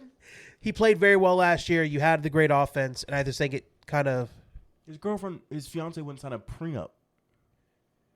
That's why they called off the engagement. She would refuse to sign a prenup. I straight refused. But here's the thing. Why would you set up a whole wedding if you're not getting the guarantee that she'll sign a prenup? If you are that rich, right? If you have that much to you and you're setting up a wedding, wouldn't you want to get that shit all done before you do all the wedding planning? Bro, as soon as we are fucking a year in, hey, I need you to know if we get married, you're signing a prenup. It doesn't make any sense to me. I don't know who she is. I don't know if she's a model or what the fuck she No, is. I think he knew her from high school. Like, this is like a chick he's known for a long time. You're getting a prenup, yeah. Again, hello? Oh, what's wrong with you? I just think all in all, like, your offense was great last year. Your defense was awful. And having your kicker around to help out the offense if it does try to take a little bit of a dip. 80% of the work. Yeah, it's just kind of crazy. Giants signed fullback Patrick Ricard, another good fullback. Isaiah Hodgins, wide receiver, re-signed. Signed a white wide receiver Gunnar Olszewski. They did sign Isaiah Likely. He's now not going to be under the thumb of being like with the Ravens anymore. But again, he went and followed his head coach. But again, there's nobody else better than him, so he'll automatically be the number one tight end. Now one of their better weapons. No doubt. Because Malik Neighbors coming off an ACL, so they're going to need a good tight end. They are, for sure. They probably draft a receiver later in the draft, too. Oh, they need a receiver for sure. Probably not high. No, like I said, later in the draft. Yeah, no doubt. Like in either top 10. They have pick 5. Yeah, so at that pick, they're probably drafting offense. Or defense. What the fuck else do they need on defense? Linebacker? Another one? Who, they have a linebacker now? Adebayo go, didn't they? Yeah. Who did he get picked up by? He hasn't been, has he? Hold on. I think he has. Or they're trying to trade him and they haven't yet. But they plan on doing so. I would not hate a Kayvon Thibodeau. Kayvon Thibodeau. I'm not seeing it as of right now. Sorry, I'm just running through all the teams. No, he has not been traded for yet. So I think they plan on trading him, which makes sense. They already have so many pass rushers. I think you need to, get out while you can before they end up leaving for free. So they could go linebacker. They could go offense. Both options early on in the draft. Where else? Sorry, I had to get back to where we were at there. That was the Giants, and then they also signed Tremaine at linebacker. Tremaine Edmonds. They don't even need running linebacker. They went and signed one. Tremaine Edmonds from the Bears, one of the better linebackers in the NFL. Like, he's actually pretty good. And they paid some good money for him. So, like, they probably don't even go linebacker. They could just go best player overall probably at that 5 spot. I need an offensive lineman. That's the problem. Their O-line ain't great. Yeah, you're not wrong. But there's no one to take at 5. Everybody's gawking over the Georgia kid that, like, did great at the combine, but he wasn't really all that good at Georgia. I think people put too much stock in the combine. Oh, yeah, too much. Way too much. Again, you want the combine to match the tape they put on the field. Not just, like, not do shit on the field and then come in the combine just do amazing. You want the two to match up, not to have one over the power over the other. It's like it didn't match up for me. Kind of funny how that works. Philly signed a couple tight ends. Signed Jordan Davis to a 3-year, $78 million contract extension. That gives him also $65 million guaranteed. I think signing him to that money means that the other defensive tackle that they had, what's his name? For what team? For the Eagles. The crazy one that spit on Dak. Oh, Jordan Carter. Yeah, Jalen Carter. I think I was thinking of Jordan Davis. Well, I just said Jordan Davis. They just gave Jordan Davis that money, so I think Jalen Carter is probably a trade piece. I don't think they're going to keep him, and they're not going to sign them both. So I think signing Jordan Davis means Jalen Carter is probably going to be out. They're going to trade him to somebody soon. They also signed Tariq Woolen went to the Eagles. That's who he went to from Seattle. They signed him to a 1-year deal with max value of $15 million. Eagles haven't done a lot. Do you think they actually trade A.J. Brown? I think they haven't done it yet. They're not going to. I don't think so. It doesn't make any sense. Like, if you were going to trade him early on and not have to do all this shit. But, I don't think they're going to trade him. I don't know. Washington re-signed Marcus Mariota, signed running back Rachaad White. Good running back. I think he would be a really good signing for them. They re-signed Treylon Burks. Why? For what? They're only giving him up to $4 million, so it's probably a lot of incentives. Pennies on the dollar. They did sign tight end Okonkwo from Tennessee. That's a good time. He's a talented tight end that didn't get enough touches in Tennessee. I think if they use him right, I think he could be a very good player. Sign Laremy Tunsil to a $60 million extension. Good offensive tackle. He's older and he's not as healthy anymore. That's a lot of money. A lot of money. Because Laremy Tunsil's getting damn near 40. He's not that old yet. He's like 33. 31. Damn, why do I think these niggas You're way old on ages today. That's kind of funny. I'm usually pretty good. But he has been hurt a lot. So, like, he has an older body with the miles that he's put on it. But when he's healthy, he's out there. He can actually play very good football. And they need an offensive line to protect. Why am I forgetting the quarterback's name now? Yeah, Jaden Daniels? Jaden Daniels. Also signed Jalen. I get those two mixed up all the time.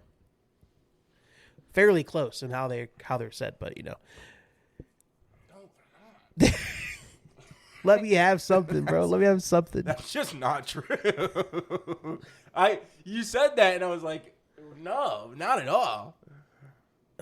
Okay, fine. I don't like any rest of their deals. I don't care. Bears signed Case Keenum to be their backup. Makes sense. Fine. Signed Khalif Raymond to be a third receiver for them. Makes sense. Signed a bunch of offensive linemen. Traded for Garrett Bradbury from New England. Decent trade. And they paid him some money, too, so he'll be around for a while.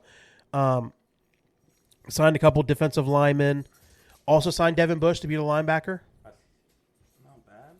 He's played well. Ever since he left the Steelers, he played well with the Browns. And with he was on the Steelers, he was shit. But then as soon as he got to the Browns, he actually played some decent football. And I think he'll still... okay, maybe he wasn't bad. Maybe y'all wanted him to replace Ryan Shazier. And it wasn't going to happen. And y'all picked him kind of high. Oh, yeah, we traded up to get him. We traded up to 10 to get him. So it probably was a disaster from the start. I'm trying to replace Ryan Shazier. Oh, yeah, no doubt. It's been a disaster ever since. I guess we got something halfway good with Patrick Queen. But no, they were trying to trade him.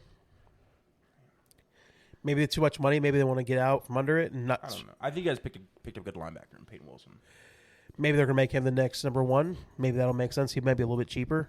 I think his coverage skills are there. Yeah. In a way that I gave him the benefit of the doubt his rookie year, because that's usually a rookie linebacker's kryptonite. Yeah. He's not really seeming to improve. Man, will he hawk down a fucking running back. Which nobody's run away from him. If he was a little faster, he could be a defensive end. Just a little bit faster, because he's him and TJ Watt are similar size. He doesn't have enough weight on him. Skills and he's real quick. Yeah, no doubt.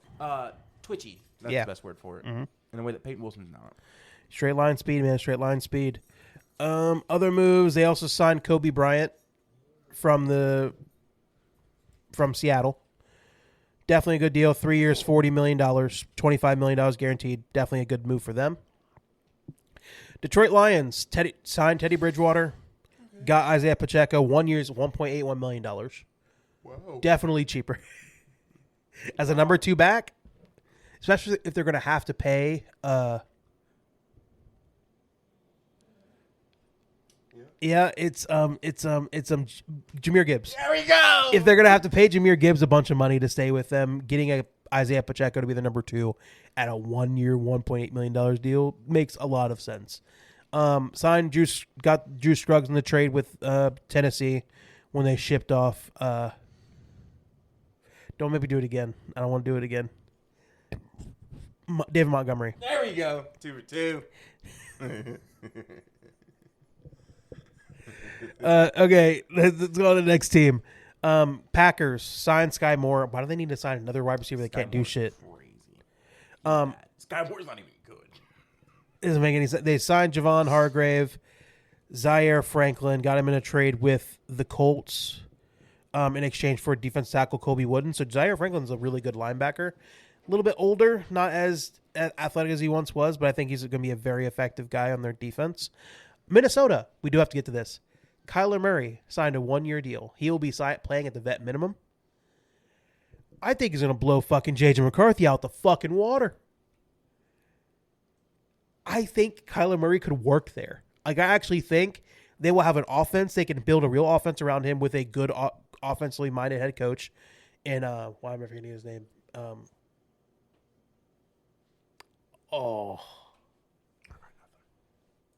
What's his name? Vikings. HC. Kevin O'Connell. I got it before I was even able to look it up. Kevin O'Connell will be able to put a really good offense around Kyler Murray. He has 2 really good wide receivers. He has a great tight end. He has all the weapons in the world.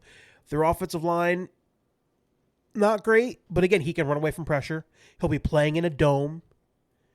And he's not, he's been playing in good weather for this past few years, like for his whole NFL career. But before that, he was playing in Oklahoma. It's not like Oklahoma's always hot. It's like he's used to playing in some weather. So I do think Kyler, if he balls out this year, can be a real long-term answer for Minnesota. Because I just don't think J.J. McCarthy is going to be able to like level up to be able to beat him out. Did you just space out on me just now? No, I'm pissed. Yeah, continue. I would have loved for the Steelers to kick around the tires on Kyler Murray. But I think they're all in on Aaron Rodgers and all of that. But I'm like, I just don't understand why. I don't understand why either. I'm just like, why we keep hitching our wagon to a 43-year-old goddamn quarterback. Doesn't make any sense to me. But again, he's still useful. But it's just, we could have had Kyler from the vet minimum. That's like nine. $1.5 million, man. He's still getting paid $40 million from the Cardinals. So I'm saying, like, he's still getting paid. I'm just, and I think Minnesota's going to get a steal out of Kyler Murray. And I'm not going to sit here and say that he's going to ball out and like be their long-term answer, but I think he'll be a lot better than what they're going to get out of J.J. McCarthy this year. And I think this shows that J.J. McCarthy's done. Like, there's no way he was never. I think they've blown the whistle on that shit. It's over. He'll be lucky to be a backup quarterback for the rest of his career and get paid some decent money to do so. But I think Kyler Murray going there will be a huge deal. And I think Justin Jefferson will finally have a quarterback that can match his talent. That can max out what the talent that Justin Jefferson is. Oh, I think we see Justin Jefferson win a Triple Crown. Oh, he's going to ball out, dude. He's going to ball out. It's going to be kind of awesome to see Justin Jefferson be good again. They revised the contract for Aaron Jones to keep him around. Good signing. Signed linebacker Eric Wilson and signed James Pierre to a 2-year, $8.5 million deal. I know about him because he's a former Steeler. Very good corner. Kind of understated how good he was last year, but I think at the number that they paid him was definitely a good deal that they got him on. NFC South, Atlanta Falcons. Tua is going there on a 1-year vet minimum deal. Again, he's getting paid from the Dolphins. $91 million. Yes. I think this is a good fit. I think it's impossible not to fit the fucking Falcons. Because they already have a lefty quarterback they've been building around for a while, so it's not like you have to get you have to change your offense around because you have a lefty quarterback instead of a righty. And I feel like if, what am I forgetting the quarterback's name now? Michael Penix Jr. If he's not going to be your long-term answer, I think Tua will be the guy to either bring the best out of Michael Penix and make him take that next step, or I think Tua, now playing in a dome, playing in the NFC South, going to be good weather for the most part throughout the whole season. And being in the NFC, so in the playoffs, if they make it, I think he'll be able to have some better weather, so playing in the cold won't necessarily be an issue. I think it could be a good fit. Again, I'm not sitting here saying he'll be a great player, but I just think... No, in 3 years, you guys are going to be looking for a quarterback. Oh, yeah, no doubt. But they have so many talented players on that offense, they can't just go and get a nobody quarterback or just... he has to be at least decent. Right. Especially if Michael Penix is not going to be your long-term answer. You had to get some sort of veteran that's going to come in, especially with the money they're going to be paying him. I think makes a lot of sense for them. That's where it really got him. I think the money they're paying is what was the most enticing part about it. No, I totally agree. I think it's a decent fit. $1.5 million is literally nothing in the NFL. Yeah, and they have they just have so many pieces, and they have an offensive line. So like Tua could actually be kind of like good back there, and not like hand the football off and like not have to put everything on his shoulders. I think it could be a really good fit. John Donson, they also signed him to a 2-year, $15 million deal. Makes a lot of sense. Get him away from the Eagles, but I think it's a very good fit. Also signed Zacchaeus from the Bears to a free agent deal. Signed Austin Hooper to a 1-year, $3.25 million deal, which you probably need him as a backup if you're going to try to keep Kyle Pitts around. They gave him the franchise tag, by the way, which will pay him $15.5 million. But I think Kyle Pitts, like the way they started using him last year, if they really can keep that going, I think Kyle Pitts can really again, he's finally realizing the talent that we all saw with him coming out of college. But if they can make that consistent, I think he's an awesome player that they're going to want to sign to a long-term deal. But I guess they probably want to see it for one more year before they do so. They signed Azeez Ojulari to a 1-year contract. Definitely needed when one of your defensive ends you just drafted might be going to prison soon. Signed Cam Thomas, Christian Harris, Nick Folk, Blake Bailey. Doesn't really matter.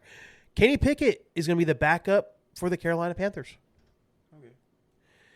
Good backup deal, 1-year, $4 million deal with a max value of 7.5. They signed John Mechie, another helpful wide receiver to help out your core. Signed a couple offensive linemen. They signed Jalen Phillips to a 4-year, $120 million deal with $80 million fully guaranteed. That's a lot. That's a lot. They also signed Devin Lloyd to a 3-year, $45 million deal with $25 million fully guaranteed. They re-signed Isaiah Simmons, linebacker. I think these moves say that they are locked in on. I'm forgetting so many names today. Quarterbacks too and everything. Bryce Young. I think they're locked in on Bryce Young for the year. I don't think they're giving up. I don't think they're putting this much assets into their defense that they thought that Bryce Young was going to be their answer. But again, the way that he played at the end of last year, I think you're kind of locked in anyway to kind of at least give him another year, see if he can figure it out and be that quarterback for a whole season. If he can be, I think they'll be fine. But if not, then they'll be looking for a quarterback here soon. But giving out that type of money they did on their defense, again, needed because their defense was definitely their issue last year. But it's just they just gave up a lot of money, especially to those two edges. Ugh. New Orleans Saints, Travis Achan. You know ETN? It's supposed to be Achan.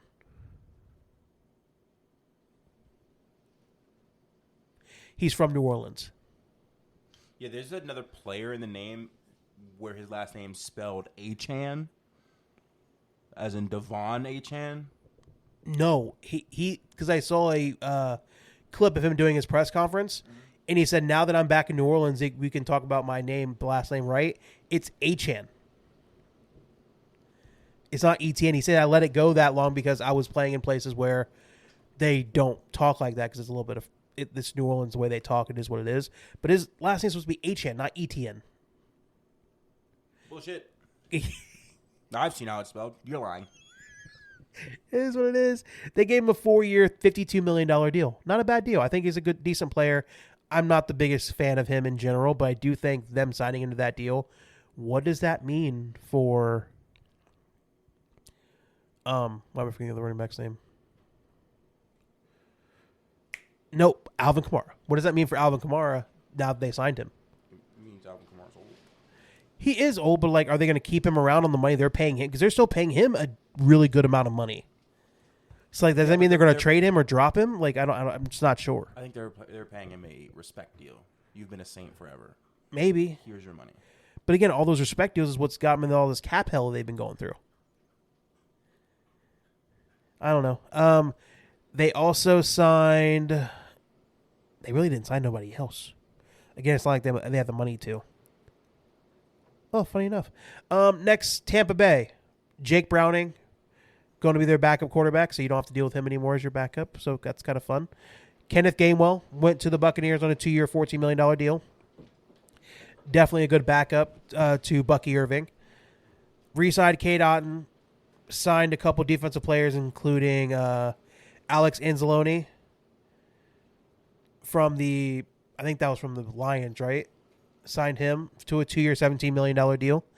NFC West, we're going to go to the Cardinals. Signed Gardner Minshew to be their backup. Signed Tyler Algier to be their backup running back. Definitely a good piece. Kendrick Bourne is going there for a 2-year, $10 million deal. And then signed a bunch of linemen, which will help out because their offensive line was definitely their issue outside of their tackle. And they really didn't do a lot else that I really want to talk about. Rams. Oh, we didn't talk about the McDuffie thing. Tyler Higbee signed him on a 2-year deal, $8 million. Traded for Trent McDuffie from the Kansas City Chiefs. They gave up a 2026 first-round pick, a 5th-round pick, and a 6th-round pick. And then as well as a 2027 third-rounder. and then signed him to a 4-year, $124 million deal. What do you think? I think McDuffie is I'm not sure if he's the best corner in the NFL. No. I think he's a better slot corner than he is an outside corner because how small he is. I don't know. The moniker of the best corner in the NFL changes every year. That's true. No one holds that title for more than a year. True. Yeah. It is impossible to hold that title. Yeah. Because, it's hard. The corner is hard. Yeah, for sure. So I don't know, man. But I think he's good. I think he's worth it. I think that's something they really needed. Do you know what did it for me where I thought about it? Do you know what makes this make sense? Who is the best wide receiver they have to worry about twice a year in their own division? Fucking JSN.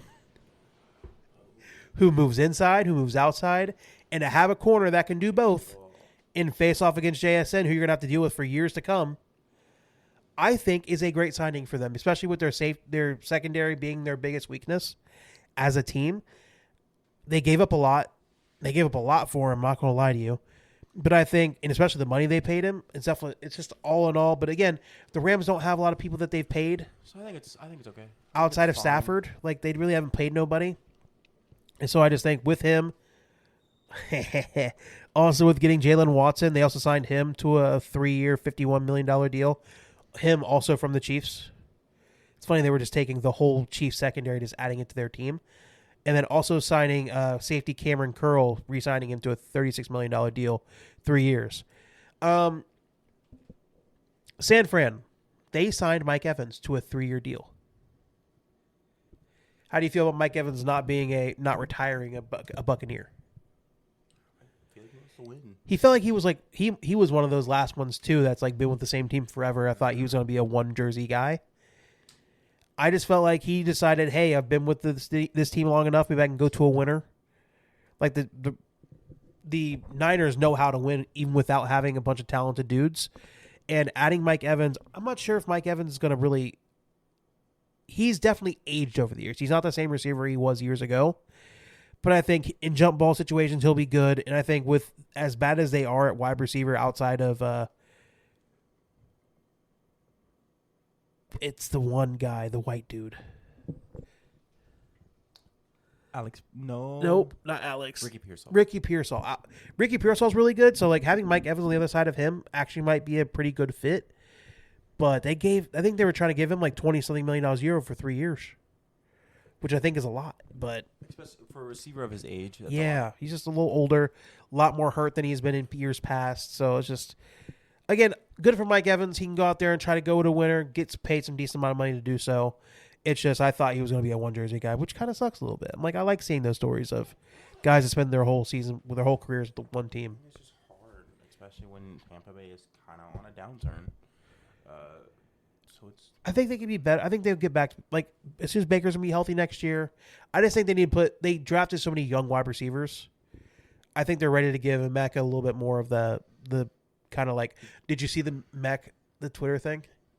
So a Twitter account that I thought was Mecca, that a lot of people thought was Mecca Buka over the years, tweeted the other day, "Is CTE even real?" Okay.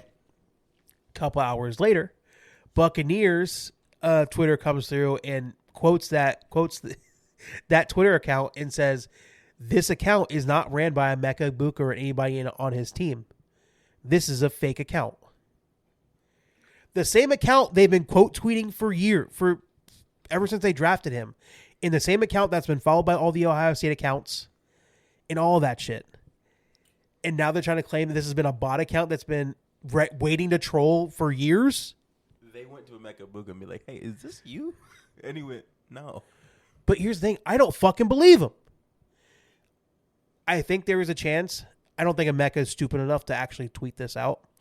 Do I think there's somebody stupid enough on his team to have his account and say some stupid shit? There might be a chance. Again, I don't want to believe that Mecca Buka would say something like that because Mech has been awesome. He's been a grown-up for years. Ever since he was a young kid, he's been a grown-up amongst all grown-ups. But nobody's going to tell us that that's been a Twitter account that everybody thought was his over for 4 or 5 years now. And now we're supposed to believe that it was a bot account, that it was a troll account waiting to troll for 5 years before they started trolling. And if you're going to be a troll, why would you? I would troll about something much worse than CTE. It is. I'm like, I just don't want to think that's Mecca Buka saying some stupid shit. I just don't think that's what he would do. I just think it's now Twitter investigators are going all over it trying to prove that it is his account. But it was just funny. But Mike Evans going to San Fran, big deal. And then they signed a whole bunch of they got Dre Greenlaw, bringing him back, 1 year, $7.5 million deal. After his 1 year with he was with the Broncos last year. That's who he was with. Bringing him back is a good deal. Brought in Nate Hobbs, corner, from a 1 year deal. It is what San Fran has a bunch of dudes that they're bringing back just off of injury. So I think they'll just be getting better based off guys getting healthy. Seattle signed Emmanuel Wilson, running back, to a 1 year, $2.1 million deal. Re-signed Rashid Shaheed, 3 years, $51 million deal. You need to have somebody on the other side of JSN because Cooper Kupp, I think he'll be there for another couple of years, but he's not the same receiver. And having him be your day in, day out number 2 doesn't make any sense. Not to mention Rashid Shaheed, one of the best returners in the league. So having him be a return man is definitely going to be a huge deal. And then that is all the teams we have gone through and all the signings. So now that we've gone through, I think we spent a lot of time doing that. Sorry, but we had to do what we got to do. The single best signing of all the free agency that you can think of. I think Trey Anderson. Think Trey? I think it was a good deal. You have to do the discount. He is one of the better defensive ends in the NFL. He was the best one on. Do you know that the team that was thinking that they were going to get him was the Colts, and then the Ravens just kind of swooped in late in the game and just said, "Hey, you want to come here?" I feel bad for the Colts, but I get that. That's a really good signing. I think Kyler on the. Oh no. Bad. On the money that they're going to pay him for what they're going to get from him, I think he's the best signing. Bad. No. What do you mean? No. You were agreeing with me earlier that Kyler could be a really good player for them. Yeah, but he's not the best signing. I think how is it not? He's not. No. Based off of what the return they're going to get for him, I think that was the best signing. Nah. Okay. All right, okay. We'll have to agree to disagree on that one. So now that we're done with that, we have one more thing we need to do before we get out of here. Give me that. Do the so we've been doing the team grades for how the season went. Last year, we were doing it by division. The last one I did without Jace was the AFC South. So I'm going to let Jace go through his grades real quick for the AFC South, and then together we will do the NFC East together. And we're just doing our NFL season grades based off how last season went. We're not taking into account any of the free agency stuff or anything they've done after the season over. Doing that. I want to, and then you keep me honest. It's how it goes. Which is why I think all your grades for the last week are too high. I don't think they're too high. Okay, a D+ for Tennessee is crazy. They're getting a fucking F. I didn't expect anything from them anyway. They'll get a D- from me. You drafted Cam Ward. Can't name another motherfucker you drafted. I don't think there's that big a difference between D+ and D-. No, a D+ is almost a C, which is, you're right. F+. There we go. Fuck you guys. F+ for Jace, I guess. How do you draft a quarterback like that? And I can't name another dude you drafted, which sounds like y'all had a terrible fucking draft. True. You signed no one. But they have their quarterback though. That's figured out. Like they don't have to worry about it no more. It's a great starting point. Okay. Now, he was getting fucking harassed. So what happens if that quarterback gets hurt? What happened if he got hurt this year? Yeah, you're not wrong. F+. Indy. Just because you drafted Cam Ward. Indy. What did you give? I gave him a D+. I'll give him a C. I gave him a D+ because of how good their season started and how bad it ended. Not to mention you gave up your next 2 first-round picks for a corner you didn't even see at the end of the season with Sauce Gardner. Which is what? I'm giving him a C because y'all made Daniel Jones work. He fit your system. The Sauce Gardner bullshit was dumb. I didn't understand that was dumb. They were going after it, and then it all went to shit. They started the season 8-1, and then lost the next 7 games. Then Daniel Jones got hurt. No, I understand. So C. No, C-. They have C-. C-. Okay, that's fine. So we're not too far off there. I think I was a little bit more negative. That one's fine. Next one, Houston. I went C+. What you doing? I'm gonna give him a D+. Okay. not doing anything for C.J. Stroud, knowing your offensive line is bad. I understand your defense is amazing, but the defense can't score points. Mm-hmm.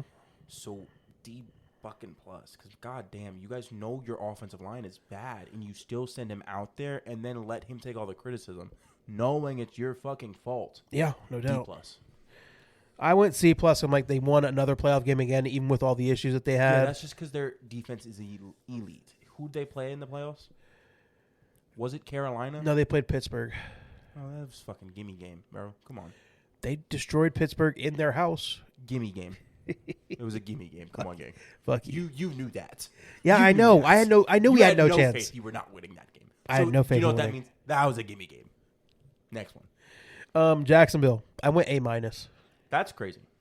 They turned their season around from 3-14 to 14-3. I'll give you a B. Okay. Not to mention they're now. I think Trevor Lawrence has proven himself to be like they got the best season out of him you could possibly get. They got the best season they're probably ever gonna get. Maybe, but their coach looks like they figured it out. They got a really good head coach that can make it work. And I just think they have all around a really good team. I'm not gonna lie to you. And not to mention they didn't even need Travis Hunter. Yeah, I don't. I'll be honest with you. No one needed Travis. That motherfucker's not that good. But you guys are also making Brian Thomas Jr. look horrendous. And apparently they were trying to trade him, and then they decided not to. I promise you, if you trade him, it's going to be a fucking mistake. But apparently they decided not to. So apparently they rethought their whole thing. So AFC South, Jace for Tennessee F plus, Indy C minus, Houston D plus, and Jacksonville a B. Now let's go on to the NFC East and make our grades there. First off, we'll go with the Eagles. They made the playoffs again. B minus. You're gonna go B minus. I'm gonna go C plus. The same issues they've been having are still their issues. Yeah. Jalen Hurts has regressed. Yeah. Tush push doesn't fucking work anymore. Yeah. Because the officials are actually starting to call false starts now. I think, and again, it's just after coming off the Super Bowl year that you had, everything went to shit, and then A.J. Brown still having the same kind of outburst shit again. That's why it's B minus. Like that, I'm not gonna lie to you. Essentially, what we just gave the same fucking rating. They're too talented for their team to do what they did last year and have a B plus. I said B minus. I'll say B minus. Okay, I didn't B say minus. B plus. B minus. Okay, You said fine. C plus. Yeah, they're too talented. They didn't do enough. Yeah, we basically just gave the same fucking grade. I think they did just slightly better than you did. Because they play in the playoffs. They lose the first round, right? Mm-hmm. So, yeah, they're too talented. C+. I agree. I think the only reason I gave them that was because they came off Super Bowl, so like you can't feel that bad. No, which is why I'm sitting at a B. You guys didn't do terrible, but you underperformed, which is why it's a B. Next one, Dallas. D minus. I'm gonna go D+. I'm gonna go D+ because the offense getting Brandon George Aubrey's Pickens, just elite, man. Aubrey's elite. Dak Prescott had his like best season he's had in his career. That's not impressive anymore. He always does this. But what did it amount to? It didn't because their defense was ass, but I don't think it was because their offense was ass. Oh, that's great. If one's good, the other's bad. How does that work? Oh, it's because you won't pay them both. That's true. And then you double down. The fucking Bengals of the NFC. Good job. That's kind of true, though. Good job. That's good so fucking true. job. You That's- went and got another receiver instead of go grabbing some defense, and your Yeah. O-line's kind of fucking mid. And you keep fucking signing mid-ass running backs, so you have no run game. Javonte Williams was good last year. Good. That's great. Javonte Williams been on like 38 fucking teams, dude. No, he hasn't. He went from the Broncos to them. Chill. It's a lot. No, it's not. Bro, they're the Bengals of the NFC. You too guys deep, aren't bro. signing defense. You had a good defense, and then no offense. And now you don't have a good defense with a good offense. Well, you had Micah Parsons, traded him away, and then like, oh, your defense got worse. No. Funny how that And works. That's the thing. Guess what they couldn't do? Same thing the Bengals couldn't do. Stop the run. True. Or stop the pass. They were giving up. They were giving out careers games to everybody they faced practically. Because Micah Parsons can't get in the backfield. Yeah. He can't do anything. And then their unfortunately, secondary was totally he's ass. small. Yeah. So he gets pancaked a lot. And then but again, they didn't even have him last year, and their defense was even worse. Crazy how that works. Giants. Ooh. C+. C minus. You give the Giants a C plus? Yeah. Yeah, C+. You guys traded for Brian Burns, which ended up working out. You can get rid of Thibodeau. Now you're Abdul Carter. That one I'm going to hold y'all to. That nigga's ass. I don't think he's ass. I think they needed to let him be the number one guy. And they were still trying to play the whole, we have 4 different pass rushers. We got to use them all. Okay, but which is why I think now they'll get better out of him. But because they're trying to shop Kayvon Thibodeau, who I think is better than Abdul Carter. I think he's better against the run. But I think Abdul Carter is a potential superstar pass rusher. Yeah, we can stop watching porn in meetings.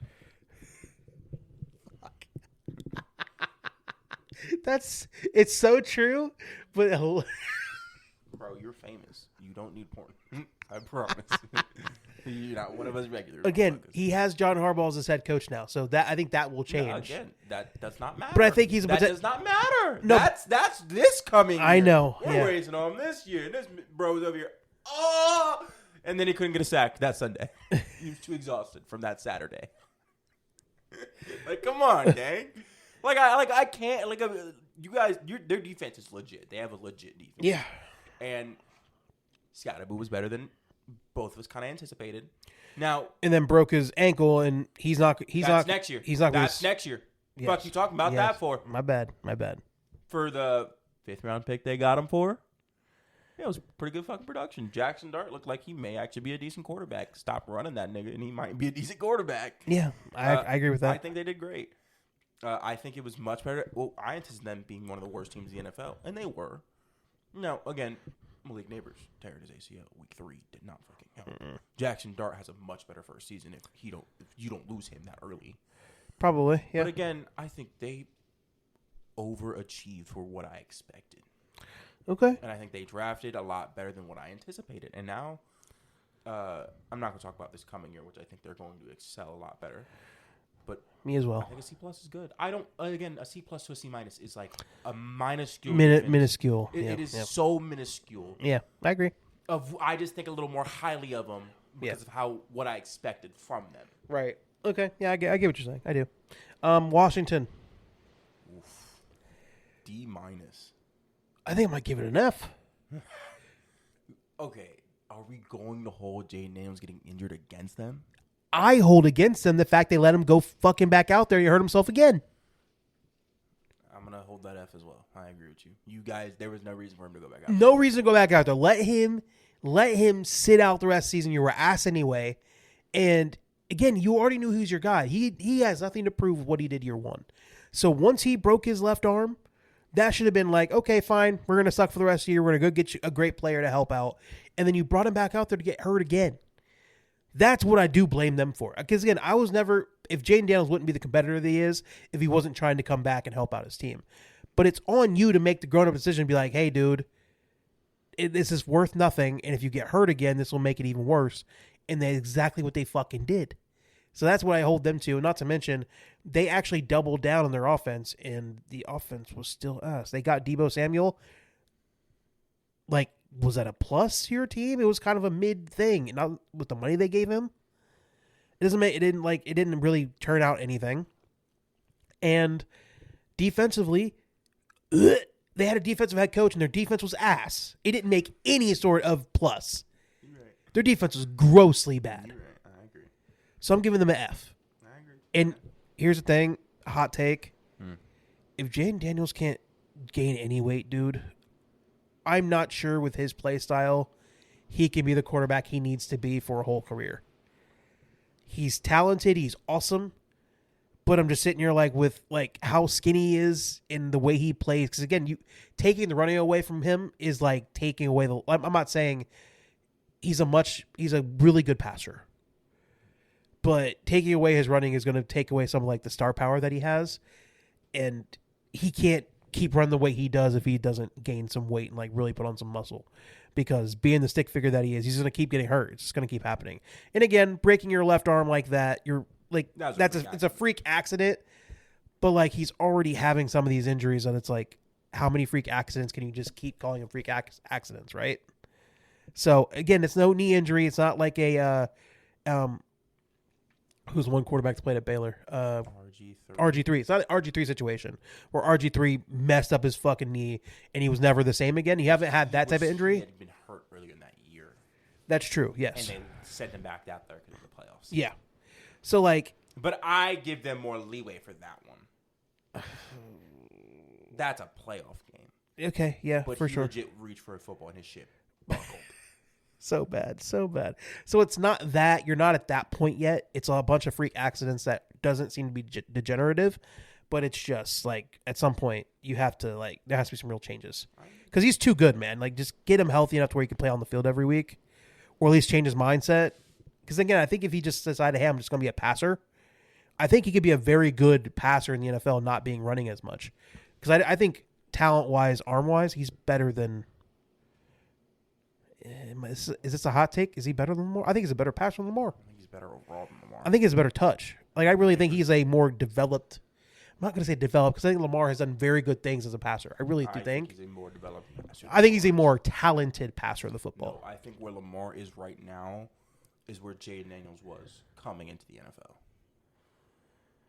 Yeah. No, I just. And Lamar's in year 8. Yeah. Yeah. He's Yeah. better.